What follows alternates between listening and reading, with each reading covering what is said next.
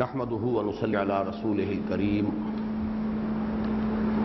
اما بعد فاعوذ بالله من الشيطان الرجيم بسم الله الرحمن الرحيم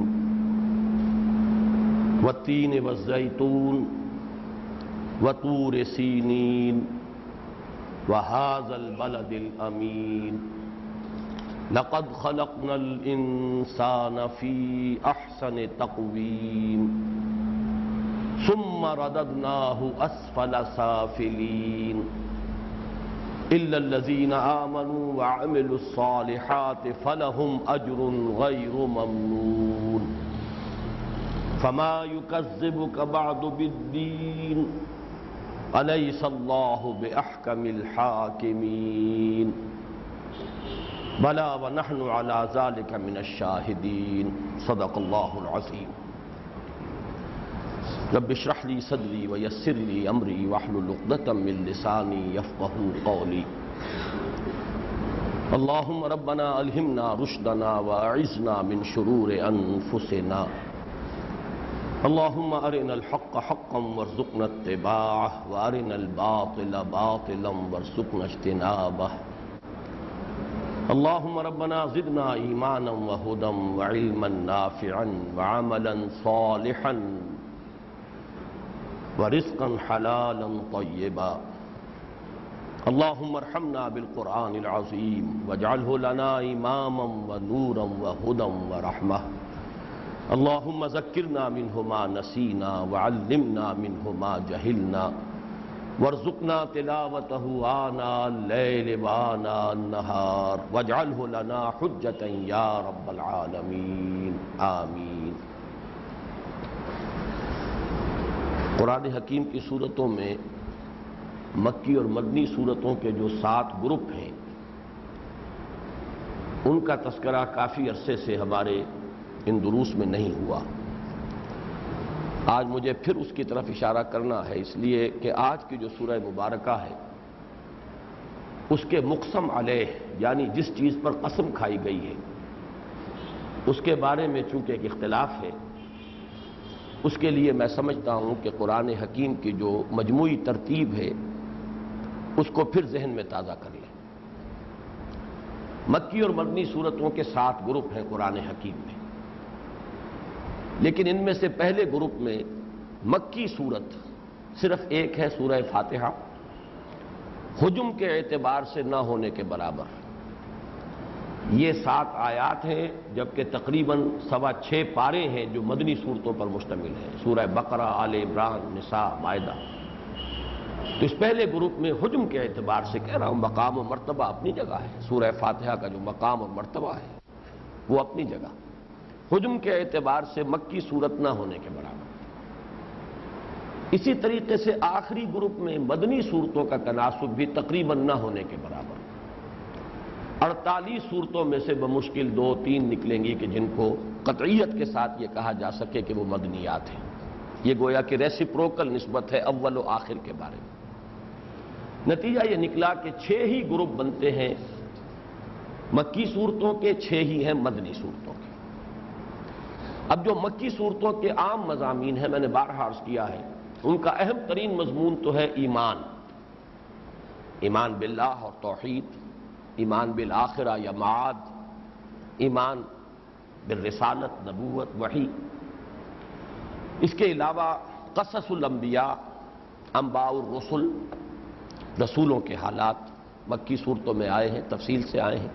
حضرت نوح اور ان کی قوم کا معاملہ، حضرت ہود اور ان کی قوم کا معاملہ، حضرت صالح اور ان کی قوم کا معاملہ، حضرت لوط اور ان کی قوم کا معاملہ، حضرت شعیب اور ان کی قوم کا معاملہ، حضرت موسیٰ اور آل فرعون کا معاملہ۔ اور تیسرا مضمون ہوتا ہے بنیادی اخلاقیات، بیسک مورلز، ہیومن مورلز۔ یہ 3 مضامین ہیں مکی صورتوں کے۔ مدنی صورتوں میں پھر احکام شریعت آئیں گے، حکمت کے بہت بلند مضامین آئیں گے، جہاد اور قتال کے مضامین آئیں گے۔ یہ 3 اہم مضامین ہیں جو مدنی صورتوں کے ہیں، 3 کو بمقابلہ 3 کے رکھ لیجیے۔ تیسری بات ذہن میں یہ تازہ کر لیجئے کہ پہلے 2 گروپ کی جو مکی صورتیں ہیں ان میں زیادہ غالب مضمون جو ہے وہ ایمان بالرسالت ہے، اس کے یہ معنی نہیں ہے کہ توحید کا مضمون ان میں زیر بحث نہیں آیا یا معاد کا مضمون وہاں زیر بحث نہیں ہے. ایمانیات ثلاثہ تو موجود رہیں گے، لیکن زیادہ زور، زیادہ ایمفیسس ایمان بالرسالت پر ہے. درمیانی دو گروپ کی جو مکی صورتیں ہیں ان میں زیادہ زور، زیادہ ایمفیسس ایمان بالتوحید، توحید ان کا مرکزی مضمون ہے. آخری دو گروپوں کی جو مکی صورتیں ہیں ان کا اصل مضمون ہے انذار آخرت، ان کا عمود ہے آخرت، ایمان بالآخرہ. ان الدین لواقع، جزا و سزا ہو کر رہے گی. انما توعدون لصادق وان الدین لواقع، یہ ان کا اہم مضمون ہے. لیکن یہ نہیں سمجھنا چاہیے کہ دوسرے مضامین اس میں آتے ہی نہیں. توحید کے مضامین بھی آئے ہیں، سورہ اخلاص بھی اسی گروپ میں آئے گی جو جامع ترین صورت ہے توحید کے موضوع پر، اور اس میں آخرت کا ذکر ہے، نہ رسالت کا ذکر ہے، کل کی کل توحید پر مشتمل ہے. اس بات کو ذہن میں رکھیے کہ یہ جو گروپ ہے، آخری منزل جو ہے تلاوت کی منزل جو سورہ قاف سے شروع ہوتی ہے، اس میں دو گروپ آ گئے مکی اور مدنی صورتوں کے. سورہ قاف سے سورہ واقعہ تک مکی صورتیں، پھر سورہ حدید سے سورہ تحریم تک مدنی صورتیں، ایک گروپ مکمل ہو گیا. 7 صورتیں مکی اور 10 صورتیں مدنی، کل 17 صورتیں ہیں. آخری گروپ سورۃ الملک سے شروع ہوا، سورۃ الناس پر ختم ہوگا. 2 پارے ہیں، ان میں 48 صورتیں ہیں، جن کے بارے میں عرض کر چکا ہوں کہ مدنی صورتیں جو ہیں ان میں نہ ہونے کے برابر حجم کے اعتبار سے، لیکن اس کے بارے میں آخری رائے میں بعد میں عرض کروں گا. البتہ یہ جو 3-4 سورے، 2 ہم ان میں سے بڑے نمایاں طور پر بلکہ 3 پڑھ چکے ہیں، چوتھا آج شروع ہو رہا ہے، 5واں اس کے بعد اور آئے گا. یہ 20 صورتیں جو ہیں یہ 4-4 صورتوں کے گروپس کی شکل میں ہیں. ان میں درمیان میں جو 3-4 سورے ہیں یہ قرآن حکیم میں مکی صورتوں میں حکمت کے بلند ترین مضامین پر مشتمل ہے. ان میں انذار آخرت کا مضمون ہے، لیکن وہ طبعاً ہے، تابع ہو کر ہے، ثانوی درجے میں ہے. حکمت کے بلند ترین مضامین یہ 12 صورتیں جو میں نے عرض کیا تھا، سورۃ الاعلیٰ سے شروع ہوئی ہیں، سبح اسم ربک الاعلیٰ، اور سورۃ الانفکاک پر ختم ہوں گی، لم یکن الذین کفروا من اہل الکتاب والمشرکین منفکین حتی تأتیہم البینہ. اور یہ میں عرض کر چکا ہوں کہ سورۃ الاعلیٰ ان میں پریزائڈنگ پوزیشن میں ہے. جامع ترین سورت جو ہے ان 12 صورتوں میں سے وہ سورۃ الاعلیٰ ہے. البتہ آج ایک لفظ اور ایڈ کر لیجئے کہ سورۃ الانفکاک جو ہے وہ کنکلوڈنگ سورت ہے ان 12 صورتوں کی.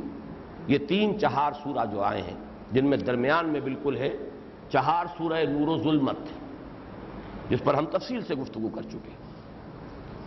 اور اس سے پہلے وہ 4 صورتیں سورۃ الاعلیٰ اور سورۃ الغاشیہ، سورۃ الفجر اور سورۃ البلد. اب 4 صورتیں آ رہی ہیں، سورۃ التین، اس کے بعد سورۃ العلق، پھر سورۃ القدر، اور پھر سورۃ الانفکاک یا سورۃ البینہ. یہ جو 3-4 سورے ہیں ان میں جیسا کہ میں نے عرض کیا کہ ان میں بہت فلسفیانہ مضامین، پھر یہ کہ انسان کے اندر خیر و شر کے داعیات، انسان میں خیر داعیات بھی ہیں، شر کے داعیات بھی ہیں، خارج میں بھی خیر کی طرف بلانے والی چیزیں بھی ہیں، شر کی طرف بلانے والے بھی ہیں. یہ کشمکش ہے. اس میں کامیابی کیا ہے؟ قد افلح من زکاہا وقد خاب من دساہا. اس کی جو بلند ترین منزل ہو سکتی ہے، انسان تزکیہ کر کے کہاں تک جا سکتا ہے، وہ مقام صدیقیت ہے. وہ سورۃ اللیل کے اندر زیر بحث آ چکا. اس سے اوپر مرتبہ نبوت ہے، وہ سورۃ الضحیٰ اور سورۃ الانشراح کا مضمون ہے. اس لیے کہ یہ میں امام راضی کا قول آپ کو سنا چکا ہوں. سورۃ اللیل سورۃ ابی بکر رضی اللہ تعالی عنہ، سورۃ الضحیٰ سورۃ محمد صلی اللہ علیہ وسلم. اس میں مقام نبوت زیر بحث آیا، اس میں مقام صدیقیت زیر بحث آیا. اب جو یہ 4 سورہ ہے، اس کو آپ کہہ سکتے ہیں کہ یہ جو مرتبہ نزول ہے، نبوت ہے، عروج کا مقام. یہ مضامین پچھلے درس میں بیان ہو چکے ہیں. مرتبہ عروج، کلائمیکس ہے عروج کا، مقام نبوت. یہاں سے نزول ہے در حقیقت مرتبہ رسالت. اذهب الى فرعون انه طغى. اب بلندیوں سے اتر کر نیچے آنا ہے. کوہ طور سے اترو اور جاؤ، اذهب الى فرعون انه طغى. اے محمد اب غار حرا کی خلوتوں کو خیر بات کہو. یہاں کے مراقبے اب ختم ہو جانے چاہیے. اب جبل نور سے اترو اور جا کر دعوت کا آغاز کرو. یا ایھا المدثر قم فانذر وربک فکبر وثیابک فطہر والرجز فاہجر ولا تمنن تستکثر ولربک فاصبر. یہ ہے در حقیقت اس چہار سورہ کا مرکزی مضمون. مرتبہ نزول میں یوں کہہ سکتے ہیں کہ یہ مرتبہ رسالت ہے جو ان 4 سورتوں میں زیر بحث آئے گا. چنانچہ سورۃ التین میں یہ بتایا گیا ہے کہ یہ سلسلۃ الذہب ہے. رسالت حضرت نوح علیہ السلام کی، رسالت حضرت موسیٰ علیہ السلام کی، رسالت حضرت عیسیٰ علیہ السلام کی، اور اب رسالت محمد الرسول اللہ کی صلی اللہ علیہ وسلم. اس کے بعد وہ آغاز وحی کا معاملہ آئے گا سورۃ العلق میں، اقرأ. اس کے بعد اس کی جو رات ہے نزول وحی کی، نزول قرآن کی، اس کا تذکرہ آئے گا سورۃ القدر. اور رسالت کا جو اصل مقصد ہے بینہ، تاکہ اتمام حجت ہو جائے. لم یکن الذین کفروا من اہل الکتاب والمشرکین منفکین حتی تأتیہم البینہ رسول من اللہ یتلو صحفا مطہرۃ فیہا کتب قیمہ. یہ ہے رسالت کے موضوع پر نہایت جامع صورت کہ اصل مقصد کیا ہے، رسول کیوں بھیجے جاتے رہے. اور یہ جو نقشہ میں نے ابھی کھینچا ہے، کوہ نور جو ہے، جبل نور سے نیچے اترو، اتر کر حرا سے سوئے قوم آیا اور ایک نسخے کی کیمیا ساتھ لایا. تو یہ 4 صورتیں جو ہے باہم مربوط ہیں اس اعتبار سے. البتہ یہ کہ ان 3-4 سوروں سے پہلے کا جو 4 سورہ تھا، سورۃ التکویر، سورۃ الانفطار، سورۃ المطففین، سورۃ الانشقاق، وہ خالصتاً انذار آخرت کے مضامین پر مشتمل. اذا الشمس كورت واذا النجوم انكدرت واذا الجبال سيرت واذا العشار عطلت. 14 آیتیں آئیں اور پھر بات کہاں پہنچی؟ علمت نفس ما احضرت. وہ وقت آئے گا کہ ہر انسان جان لے گا کہ اس نے کیا کمائی کی ہے، کیا آگے بھیجا تھا، کیا سامنے آ رہا ہے. جزاء و سزا. اذا السماء انفطرت واذا الكواكب انتصرت واذا البحار فجرت واذا القبور بعثرت علمت نفس ما قدمت واخرت. ویل للمطففین الذین اذا اکتالوا علی الناس یستوفون واذا کالوهم او وزنوهم یخسرون الا یظن اولئک انهم مبعوثون لیوم عظیم یوم یقوم الناس لرب العالمین.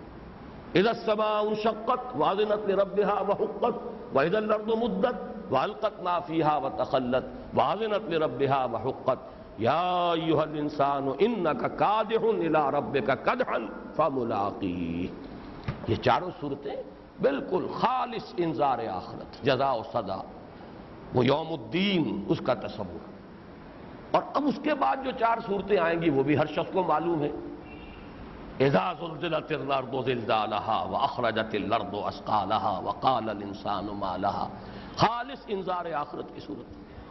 القارعہ ما القارعہ وما ادراک ما القارعہ، خالص انذار آخرت کی صورت. الہاکم التکاثر حتی زرتم المقابر، یہ سورۃ التکاثر انذار کی. درمیان میں تھوڑا سا ایک مضمون آتا ہے جو والعادیات ضبحا، لیکن یہ کہ اس کا بھی در حقیقت مضمون وہی انذار آخرت. ان ربہم بہم یومئذ لخبیر. اس دن پورا حساب کتاب لے لے گا ان کا رب ان سے. تو وہ 4 صورتیں پھر آئیں گی انذار کی. لیکن یہ درمیان کی جو 12 صورتیں تھیں کہ جن میں سے 8 ہم پڑھ چکے ہیں، 9 آج پڑھ رہے ہیں، ان میں اصل مضمون جو ہے وہ انذار آخرت نہیں ہے. یہ مضامین ہے تزکیہ نفس کے، یہ مضامین ہے مراتب بلند، حکمت قرآنی کے اہم بڑے غامض موضوعات، نبوت اور اس کی نفسیات، عروج اور نزول کی کیفیات، سیر الی اللہ اور سیر فی اللہ اور سیر عن اللہ، اس کے مابین فرق و تفاوت. یہ حکمت کے، فلسفے کے، نفسیات کے بہت بلند مضامین ہیں کہ جو ان 12 صورتوں میں آئے ہیں. جیسا کہ میں نے عرض کیا، ان میں پریزائڈنگ پوزیشن میں سورۃ الاعلیٰ، کنکلوڈنگ سورت وہ سورۃ البینہ آئے گی. سورۃ التین جو ہے اب اس کا اصل جوڑا جو ہے وہ سورہ علق ہے. لیکن یہ کہ واقعتاً کافی غور کرنا پڑے گا کہ ان 2 صورتوں کے مابین وہ مشترک مضمون کون سا ہے جس کی بنا پر کہ ان کو آپس میں ایک جوڑے کی نسبت جو ہے وہ قرار دی جائے. یہ بات میں چاہوں گا کہ ذرا بعد میں آئے. ویسے یہ کہ اشارہ میں کر دیتا ہوں، ایک حساس اور ذہین انسان، یہ ساری گفتگو ہو رہی ہے سورۃ الضحیٰ کے ضمن میں عرض کر چکا ہوں، وہ آپ کا بوجھ کیا تھا کہ جو اللہ نے آپ کے پیٹھ پر سے اٹھا دیا، اس کو سمجھنے کے لیے پچھلے درس میں وضاحت سے بیان کر چکا ہوں۔ حساس اور ذہین انسان، دو مشاہدے اس کے سامنے آتے ہیں۔ ایک تو ہے اس کی داخلی کیفیات، وہ داخلی کیفیات جو زیر بحث آ چکی ہیں سورۃ الضحیٰ میں اور سورۃ الانشراح میں، وہ قبض اور بسط کا مسئلہ، اور اسی طریقے سے نزول اور عروج کا مسئلہ، یہ سورۃ الضحیٰ اور سورۃ الانشراح میں آ چکا۔ یہ ہے اس کی داخلی کیفیات، داخلی احساسات۔ ایک ذہین اور حساس انسان جب خارج کا مشاہدہ کرتا ہے تو اس کے سامنے دو مشاہدے آتے ہیں بڑے اہم۔ ایک انسان کی عمومی اخلاقی پستی کا نقشہ اس کے سامنے آتا ہے۔ بحیثیت مجموعی انسان بڑی ہی پستی کے اندر مبتلا ہے، بڑی ہی گھٹیا سوچ، بڑے پست مقاصد، بڑے ہی گھٹیا محرکات عمل۔ یہ ہے کہ جو مشاہدہ ہوتا ہے انسان کو کہ یہ بستی کے مکین، یہ معلوم ہوتا ہے گندگی کا کیڑا ہے یہ انسان، گندگی کی پوٹ ہے، اس میں کوئی شے ہے ہی نہیں، خیر ہے ہی نہیں۔ یہ مشاہدہ اس شدت سے ہوتا ہے کہ انسان پر یہ کیفیت طاری ہو سکتی ہے کہ انسان کی سرشت سے ہی وہ مایوس ہو جائے۔ انسان میں کوئی خیر ہے ہی نہیں، جسے دیکھو بڑے پست محرکات ہیں، بڑے گھٹیا محرکات ہیں۔ اور جدید سائیکالوجی نے اس فینومینن کو ایک فلسفے کی حیثیت دے دی ہے۔ انسان کے محرکات عمل میں یا بطن ہے یا فرج ہے۔ فرائیڈ کے بارے میں آپ کو معلوم ہے، وہ کہتا ہے کہ انسان کے محرکات عمل میں موسٹ پوٹنٹ جو ہے وہ اس کا جذبہ سیکس ہے۔ باپ بھی اگر بیٹی کو محبت بھری نگاہ سے دیکھ رہا ہے تو اس کی بنیاد میں بھی سیکس ہے، ایڈیپس کمپلیکس۔ اگر ماں بیٹے سے محبت کر رہی ہے تو یہ بھی سیکس کی بنیاد ہے۔ اس درجے گھناؤنا انسان کے سامنے اس کا نقشہ جو ہے کھینچا گیا ہے، اتنی پستی میں گرا ہوا انسان کو دکھایا گیا ہے۔ ایڈلر اور یونگ اس کے شاگردوں میں سے ہیں۔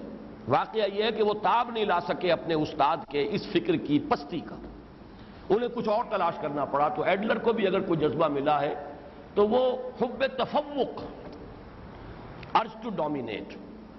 کوئی واز کہہ رہا ہے تو اصل میں اپنی ہستی کی پروجیکشن کر رہا ہے، دھونس جما رہا ہے لوگوں کے اوپر۔ کوئی اعلیٰ عمدہ کام کر رہا ہے تو حقیقت میں اس کا انفیریورٹی کمپلیکس ہے، جس نے کہ اس کو اس کام پر آمادہ کیا ہے اور وہ اس کو کمپنسیٹ کر رہا ہے اپنے ان کاموں کے ذریعے سے۔ فرائیڈ نے یہ انتہا کی ہے کہ اگرچہ ایک طرف تو میں نے عرض کیا تھا کہ اس نے جہاں تک اس کی مشاہدے کی گہرائی کا تعلق ہے میں نے اس کی تعریف کی، اس نے انسان کے اندرونی داعیات میں 3 لیولز کو آئیڈینٹیفائی کیا ہے۔ ایک اڈ اور لیبیڈو، دوسرا ایگو، تیسرا سپر ایگو۔ لیکن فکر کی پستی کا یہ عالم ہے، مشاہدہ بہت عمدہ ہے، لیکن فکر کی پستی کا یہ عالم ہے کہ سپر ایگو کو بھی وہ قرار دیتا ہے کہ یہ معاشرے کے جو معیارات ہوتے ہیں، تصورات ہوتے ہیں، جن چیزوں کو معاشرے میں عام طور پر اچھا سمجھا جاتا ہے اور جن چیزوں کو برا سمجھا جاتا ہے، یہی تصورات ہیں جو انسان کے سپر ایگو کے اوپر مسلط ہو جاتے ہیں، اس کی شکل اختیار کر دیتے ہیں، اور انسان اپنے آپ کو ملامت کرنے لگتا ہے کہ یہ کام میں کیوں کر رہا ہوں، یہ کام مجھے نہیں کرنا چاہیے تھا، مجھے کوئی اچھا کام کرنا چاہیے تھا۔ یہ بھی کوئی اس کے اندر کی حقیقی شے نہیں ہے، بلکہ یہ بھی اس کا معاشرتی تصورات جو ہیں، جو خیر و شر کے معیارات لوگوں نے بنا لیے ہوتے ہیں، وہ ہے در حقیقت جو سپر ایگو کا روپ دھار لیتے ہیں۔ یہ میں چند باتیں بعد میں بھی اس کے ضمن میں عرض کروں گا، لیکن یہ میں عرض کر رہا ہوں کہ ایک مشاہدہ ہے انسان کا۔ ایک حساس اور ذہین انسان اگر انسانوں کی اکثریت کا مشاہدہ کرے گا تو واقعہ یہ ہے کہ اس پر ایک طرح کی مایوسی طاری ہے، انسان کی سرشت سے مایوسی۔ انسان میں کوئی خیر کا پہلو ہے ہی نہیں، انسان میں برائی ہی برائی ہے، پستی ہی پستی ہے، یہ گندگی کی پوٹ ہے، نجاست کا کیڑا ہے، اس سے اوپر کچھ نہیں۔ اس کا علاج ہے جو سورۃ التین میں ہے، نہیں لقد خلقنا الانسان فی احسن تقویم۔ انسان اپنے آپ سے مایوس نہ ہو، ہم نے انسان کو بہترین ساخت پر پیدا کیا، یہ تو اشرف المخلوقات ہے، اس کے سامنے ہم نے تمام فرشتوں کو جھکوا دیا، جبرائیل سمیت، اس لیے کہ قرآن مجید میں جس قدر ایمفیسس کے ساتھ یہ مضمون آیا ہے، آدم کے سامنے سجدے میں گر گئے سب کے سب فرشتے، فسجد الملائکۃ کلہم اجمعون، تاکید کی انتہا ہے، جو تمام ملائکہ کا مسجود ہو خلقتہ بیدیا، جسے میں نے اپنے دونوں ہاتھوں سے بنایا ہو، جس کا معاملہ یہ ہو کہ وَلَقَدْ كَرَّمْنَا بَنِي آدَمَ وَحَمَلْنَاهُمْ فِي الْبَرِّ وَالْبَحْرِ وَرَزَقْنَاهُمْ مِنَ الطَّيِّبَاتِ وَفَضَّلْنَاهُمْ عَلَى كَثِيرٍ مِّمَّنْ خَلَقْنَا تَفْضِيلًا، جس کی شان یہ ہو کہ فطرت اللہ التی فطر الناس علیہا، وہ گھٹیا شے نہیں ہو سکتی۔ یہ ہے اصل مضمون، یہ ہے عمود سورۃ التین کا۔ دوسرا مشاہدہ کیا ہوتا ہے؟ یہ تو انسان کی اخلاقی پستی کا معاملہ میں نے عرض کیا ہے۔ دوسرا مشاہدہ آتا ہے کہ ہر انسان دوسرے کا خون چوسنے کے درپے ہے، جس کا ہاتھ جہاں پڑ جاتا ہے استحصال کرتا ہے، ظلم، تعدی، دوسرے کے حقوق پر دست درازی، دوسروں سے ناانصافی، استحصال، جبر، ریپریشن، جس کے اوپر بھی اپنی خدائی کا جواب رکھ سکے، جس کے کندھے پر رکھ دیتا، جس سے بھی جبرن کچھ حاصل کر سکے حاصل کر لیتا، یہ نہیں دیکھتا کہ جائز حق ہے کہ ناجائز، صحیح ہے کہ غلط۔ یہ بھی اخلاقی پستی ہی کا دوسرا پہلو ہے۔ لیکن ایک اخلاقی پستی ہے انسان کے جو محرکات عمل ہے اس کے اعتبار سے، وہ داعیات کیا ہیں، اس کے موٹیویشنز کیا ہیں جن کے تحت کہ اس سے عمل صادر ہوتے ہیں۔ وہ اس کا پیٹ ہے، اس کی شہوت ہے، حب تفوق ہے، اپنی ہستی کو پروجیکٹ کرنا ہے، بس اس کے سوا کچھ بھی نہیں۔ ایک ہے وہ کر کیا رہا ہے، کوئی شریف ہے تو اس لیے شریف ہے کہ کمزور ہے، طاقتور ہو اور شریف ہو بمشکل نظر آئے گا کہیں۔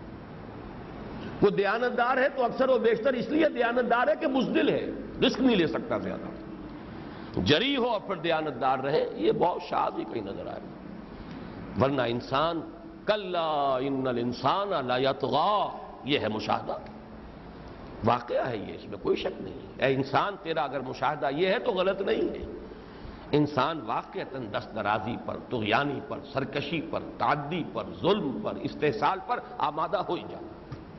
اب اس کا علاج کیا ہے؟ وہ ہے جو سورۃ العلق کے اندر آئے گا، درمیان کی 3 آیتیں۔ تو یوں سمجھئے کہ یہ دو جو ہیں انسان کے ایک حساس اور ذہین انسان کے مشاہدات، جو وہ عام انسانوں کے اعتبار سے جو کچھ ریڈ کر رہا ہے، جو کچھ آبزرو کر رہا ہے، جو کچھ دیکھ رہا ہے، جو کچھ انفر کر رہا ہے، اس کے 2 پہلو، ایک داخلی محرکات عمل کے اعتبار سے انسان کی پستی، ایک انسان کے ظلم اور تعدی اور جہاں پر بھی وہ استحصال کر سکتا ہو کر گزرنا، یہ مشاہدہ۔ یہ 2 مشاہدات ہیں کہ جو ایک سورۃ التین میں ایک سورۃ العلق میں لا کر ان دونوں کو جوڑ کر ایک بہت ہی حسین اور جمیل حکمت قرآنی پر مشتمل ایک بہت ہی عمدہ جوڑا بنتا ہے سورۃ التین کا اور سورۃ العلق کا۔ سورۃ العلق میں کچھ مضامین اور ہیں اضافی، ان کا جوڑ سورۃ القدر سے ملے گا، سورۃ البینہ سے ملے گا۔ اسی لیے میں کہتا ہوں کہ یہ جو 4 سورہ کی اصطلاح میں نے وضع کی ہے کہ اکثر ان 4 سوروں کے اندر مضامین کا ربط جو ہے وہ آپ کو 4 سورتوں کو اگر پیش نظر رکھیں گے تو وہ زیادہ مربوط نظر آئیں گے، جوڑوں کے مابین بھی نسبت ہے اور ربط ہے اور تعلق ہے، لیکن یہ کہ در حقیقت 4 سورتوں کے یہ گروپ ہیں۔ اب یہ نوٹ کر لیجئے کہ سورۃ التین اس کا جوڑا ہے سورۃ العلق، اور ان میں کیا چیز ہے جوڑنے والی؟ ایک حساس اور ذہین انسان کے مشاہدات، انسان کے داخلی محرکات عمل کے اعتبار سے وہ سورۃ التین کا مضمون ہے، انسان کے خارجی ظلم اور تعدی پر آمادہ ہو جانے کے اعتبار سے یہ سورۃ العلق کا مضمون ہے۔ البتہ ایک بات یہاں اور نوٹ کیجئے، 4 سورہ نور و ظلمت، سورۃ الشمس، سورۃ اللیل، سورۃ الضحیٰ، سورۃ الانشراح، اس سے پہلے تھی سورۃ البلد۔ اب سورۃ البلد کا اصل جو جوڑا ہے وہ سورۃ الفجر ہے جو ہم پڑھ چکے ہیں، لیکن آپ دیکھیں گے کہ قرآن حکیم کی سورتوں میں سے جو ان کے فواتح ہیں، ابتدائی آیات، ان میں جس قدر گہری مشابہت سورہ بلد کی ابتدائی آیات میں اور سورۃ التین کی ابتدائی آیات میں، شاید قرآن میں کوئی دوسری مثال آپ کو نہ ملے اس کی۔ 3 آیات قسموں پر مشتمل، لا اقسم بہذا البلد وانت حل بہذا البلد ووالد وما ولد، پھر ایک مقسم علیہ لقد خلقنا الانسان فی کبد، مقسم علیہ بھی لقد خلقنا کے الفاظ مشترک، یہاں بھی 3 آیتیں، والتین والزیتون طور سینین وہذا البلد الامین۔ فرق صرف کیا ہے، وہاں ھذا البلد سے شروع ہوئی، یہاں حاذ البلد الامین پر قسمیں ختم ہو رہی ہیں. 3 ہی آیتیں وہاں ہیں، 3 ہی آیتیں یہاں ہیں. ایک آیت وہاں بھی ایسی ہے جس میں 2 ہیں، ووالد وما ولد. یہاں بھی آیت پہلی جو ہے اس میں 2 ہیں، والتین والزیتون. ذرا ان کا آپ تقابل تو کیجئے. یہ تقابلی مطالعہ جو ہے قرآن حکیم کی صورتوں کا، اس میں بڑی گہری حکمت مضمر ہے. پھر دیکھیے مقسم علیہ، لقد خلقنا الانسان فی کبد لقد خلقنا الانسان فی احسن تقویم. یہ جو 4 صورتیں ہیں سورۃ البلد کی اور آیتیں اور 4 آیتیں سورۃ التین کی، اس قدر گہری مشابہت ہے، اتنا ان کے مابین قرب ہے کہ میں یہ کوئی 10-15 سال پرانی بات ہے جو میں نے عرض کیا تھا کہ جب میں نے ان صورتوں کا درس دیا تھا، کراچی میں ہماری ایک تربیت گاہ ہوئی تھی، کورنگی میں ریزیڈنشل تربیت گاہ تھی. اس میں ان 6 صورتوں کا میں نے درس دیا تھا، سورۃ البلد سے شروع ہو کر سورۃ التین تک. اس وقت یہ تشبیہ ذہن میں آئی تھی کہ درمیان میں یہ 4 صورتیں ہیں، 4 سورہ نور و ظلمت، اور یہ ایسے ہیں جیسے ایک رحل پر رکھی ہوئی ہوں. رحل کا ایک بازو دایاں بازو جو ہے وہ سورۃ البلد ہے. لا اقسم بهذا البلد وانت حل بهذا البلد ووالد وما ولد لقد خلقنا الانسان في كبد. اور رحل کا یہ بایاں بازو ہے والتین والزیتون وطور سینین وهذا البلد الامین لقد خلقنا الانسان في احسن تقویم. اور بڑا گہرا ربط ہے. یہاں بھی فرمایا ہم نے انسان کو پیدا کیا ہے بہترین مقام پر، بہترین مرتبہ دے کر، بہترین ساخت پر، البتہ گرا دیا ہے نیچے. وہاں فرمایا اس نیچے سے اوپر اٹھنے کا ایک عمل ہے. کیا ہے؟ گھاٹی کو عبور کرو پہلے، کٹھن گھاٹی. فلقتحم العقبہ وما ادراک ما العقبہ فک رقبۃ او اطعام فی یوم ذی مسغبۃ یتیما ذا مقربۃ او مسکینا ذا متربہ ثم کان من الذین آمنوا وتواصوا بالصبر وتواصوا بالمرحمہ. تو در حقیقت مضمون بھی ایک ہے، یہاں اجمالاً، وہاں ذرا تفصیلاً. وہاں پستی سے اوپر اٹھنے کی بات ہے، یہاں اونچائی سے نیچے گرنے کی بات ہے. ظاہر بات ہے جو اونچائی سے نیچے گرا دیا گیا، اب اس کے 2 ہی آپشنز ہیں، یا تو محنت کرے، چڑھائی چڑھے، ذرا مشقت کرے، بلندی پر جائے، پہنچ جائے گا اپنے اصل مقام پر، اور یا پڑا رہے پستی میں، پستی کا مکین بنا رہے، اسی پستی میں مبتلا رہے، اسی گندگی میں، اسی زمینی آرزوؤں اور خواہشات کے اندر، یہیں کی زمینی اور جو ہماری حیوانی تقاضے ہیں بس انہی میں انسان گم ہو کر رہ جائے. ایک یہ راستہ ہے. جو گم ہو کر رہ گیا وہ تباہ و برباد ہو گیا، جو چڑھائی چڑھ گیا وہ ہے کہ جو کامیاب ہو گیا. الا الذین آمنوا وعملوا الصالحات وتواصوا بالحق وتواصوا بالصبر. تو ایک اعتبار سے تو میں نے عرض کیا کہ سورۃ التین کا جوڑا اصل میں تو سورہ علق ہے، لیکن سورۃ التین کا ایک بڑا گہرا رشتہ جو ہے وہ سورہ بلد سے بھی ہے. اور اول و آخر سورہ بلد اور سورۃ التین کے درمیان یہ 4 صورتیں، 4 سورہ نور و ظلمت. یہ جو تمہیدی گفتگو تھی اس میں صرف ایک بات اور نوٹ کر لیں. جیسے میں نے سورۃ الانشراح کے بارے میں عرض کیا تھا کہ اس کا ایک تعلق وہ تو سورۃ الضحیٰ سے ہے، جوڑا تو سورۃ الضحیٰ کا ہے وہ، لیکن 2 جو سب سے چھوٹی صورتیں ہیں ان کے ساتھ بھی اس کا ایک مناسبت اور ایک نسبت قائم ہوتی ہے. وَرَفَعْنَا لَكَ ذِكْرَكَ، اس کا تعلق سورۃ الکوثر سے، اِنَّا أَعْطَيْنَاكَ الْكَوْثَرَ.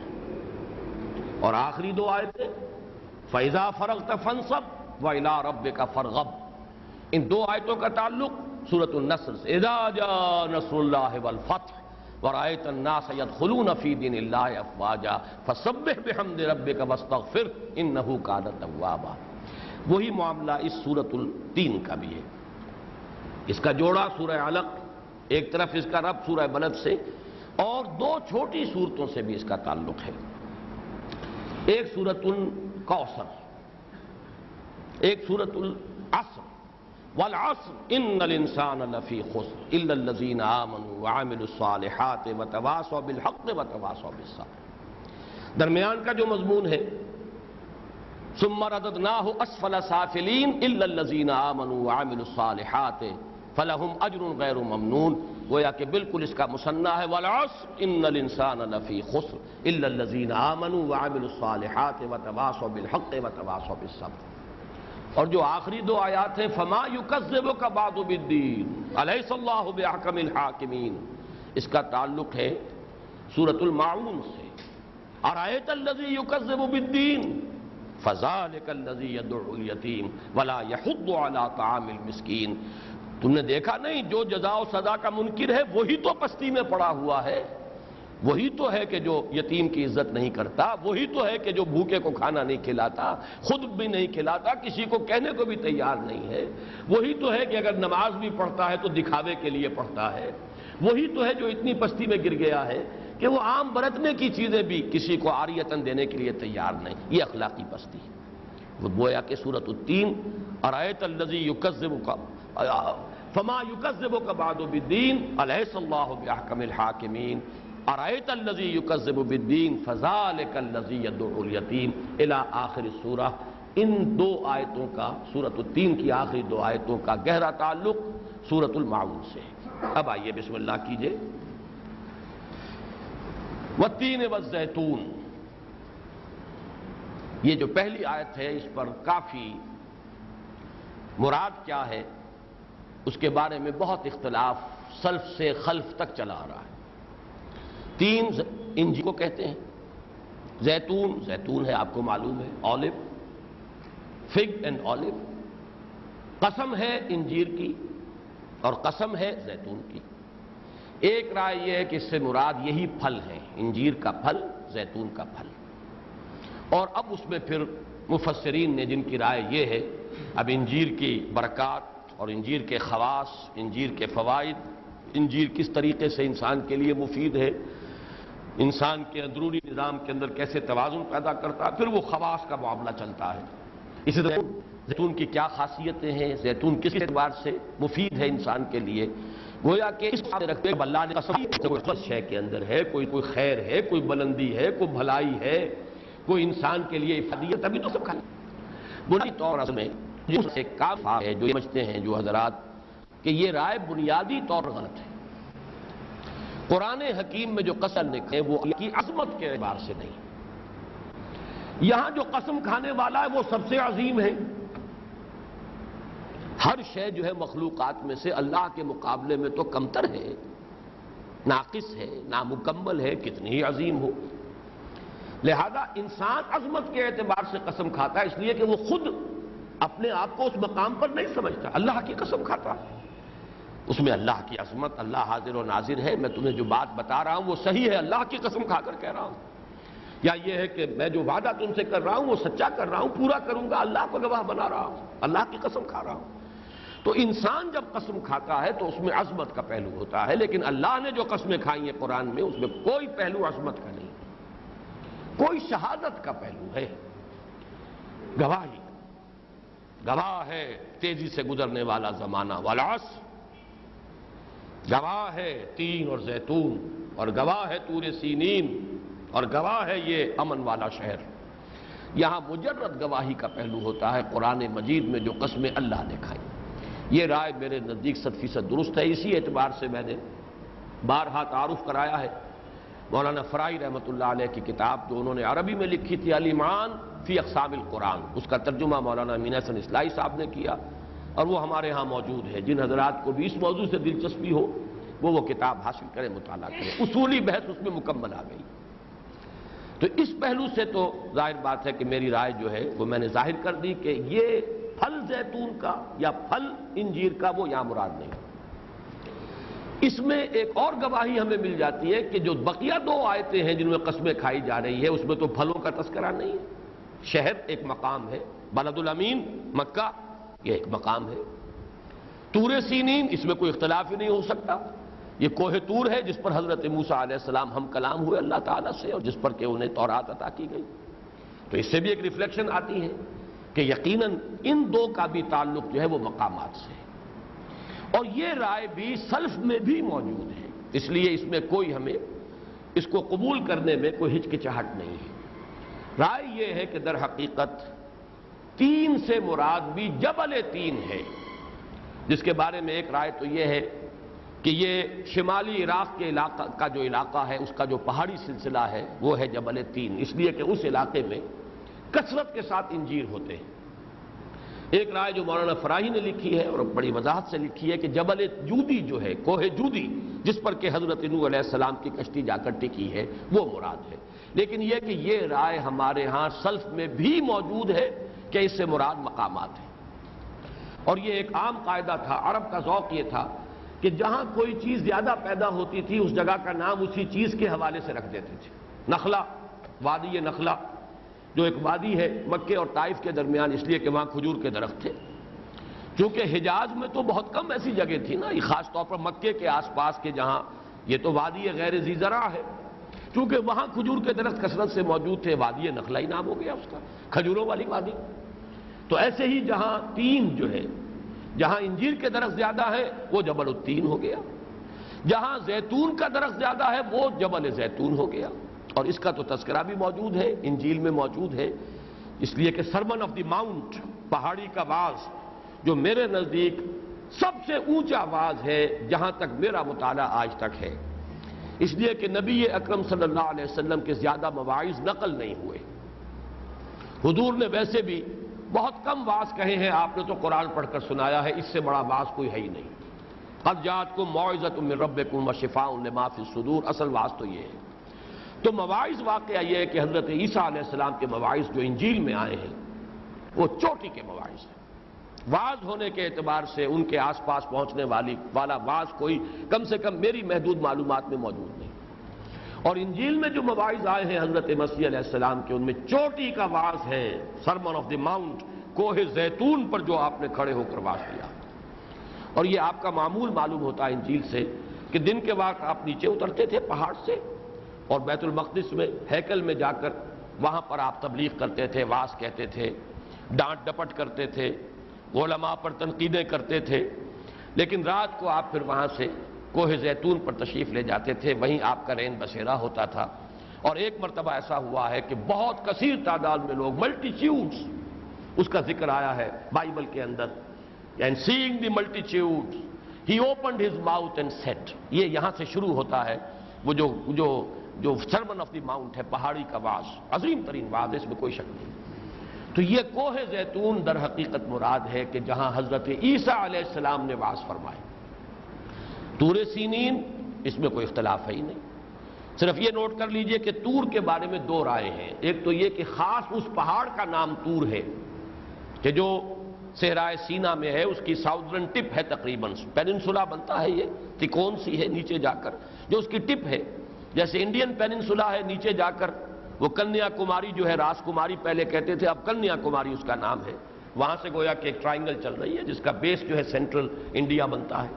اسی طرح صحرائے سینا ہے، اس کا بیس جو ہے میڈیٹرینین کے ساتھ ہے، اور دونوں طرف تکون سے نیچے آ رہی ہے۔ ایپیکس جو ہے وہ جنوب میں ہے اس کا، جہاں پر کہ یہ بحیرہ قلزم جو ہے دو حصوں میں تقسیم ہو جاتا ہے، ایک خلیج عقبہ اور ایک خلیج سویس، ان دونوں کے درمیان جو ہے یہ ٹپ پر یہ ہے صحرائے سینا میں کوہ طور۔ ایک رائے یہ ہے کہ اس کا یہ پراپر ناؤن ہے، طور مراد ہے وہ پہاڑ، اور ایک رائے یہ ہے جو زیادہ قوی معلوم ہوتی ہے کہ طور کہتے ہی پہاڑ کو ہے، اور یہاں اسی لیے طور سینین کہا گیا ہے۔ سینین سینا، قرآن مجید میں سورہ مومنون میں یہ لفظ آیا ہے طور سینا، سینا اور سینا دونوں اس کے تلفظ ہیں۔ سینائی پیننسولا، آج کل بھی آپ اس کو پڑھتے ہوں گے اخبارات میں، دی سینائی پیننسولا، یہ کہ جس پر قبضہ کر لیا تھا اسرائیل نے 1967 کی جنگ میں، لیکن یہ کہ اس کے بعد جو ہے جس بھاری قیمت دے کر بہرحال بازیافت ہوئی ہے اس کی مصر نے واپس حاصل کیا ہے، اسرائیل کو ریکگنائز کیا تو اسے یہ صحرائے سینا واپس ملا ہے، ورنہ یہ ہے کہ یہ اسرائیل کے قبضے میں جا چکا تھا۔ تو سینائی پیننسولا، صحرائے سینا، یہ ہے، سینین اس کا تلفظ ہے، یہ جمع کا صیغہ آیا ہے، اور عبرانی میں اس کو سینین کہتے ہیں۔ عربی زبان میں یہ اون اور این، مومنون اور مومنین، یہ جمع کی علامت ہوتی ہے، اور عبرانی میں این جو ہے وہ جمع کی علامت ہے۔ تو یہ ہے در حقیقت وطور سینین، یعنی سینائی پیننسولا کا پہاڑ، وہ پہاڑ جبل طور، وہ طور سینین جس پر حضرت موسیٰ علیہ السلام پہلے مرتبہ بلائے گئے اور سرفراز فرمائے گئے نبوت سے، اور پھر دوبارہ بلائے گئے، اور پھر آپ کو کتاب دی گئی تورات۔ وَهَذَا الْبَلَدِ الْأَمِينَ، اس میں کوئی شک نہیں، اس سے مراد مکہ ہے۔ لا اقسم بہذا البلد، اور یہاں وہ آخری قسم ہے وہذا البلد الامین۔ امین کیوں کہا گیا؟ امین جو ہے آمن سے بھی فعیل بن سکتا ہے، مامون سے بھی فعیل بن سکتا ہے، امن والا، پر امن، اس لیے کہ بدترین جاہلیت کے دور میں بھی یہ شہر جو ہے امن کا گہوارہ رہا ہے۔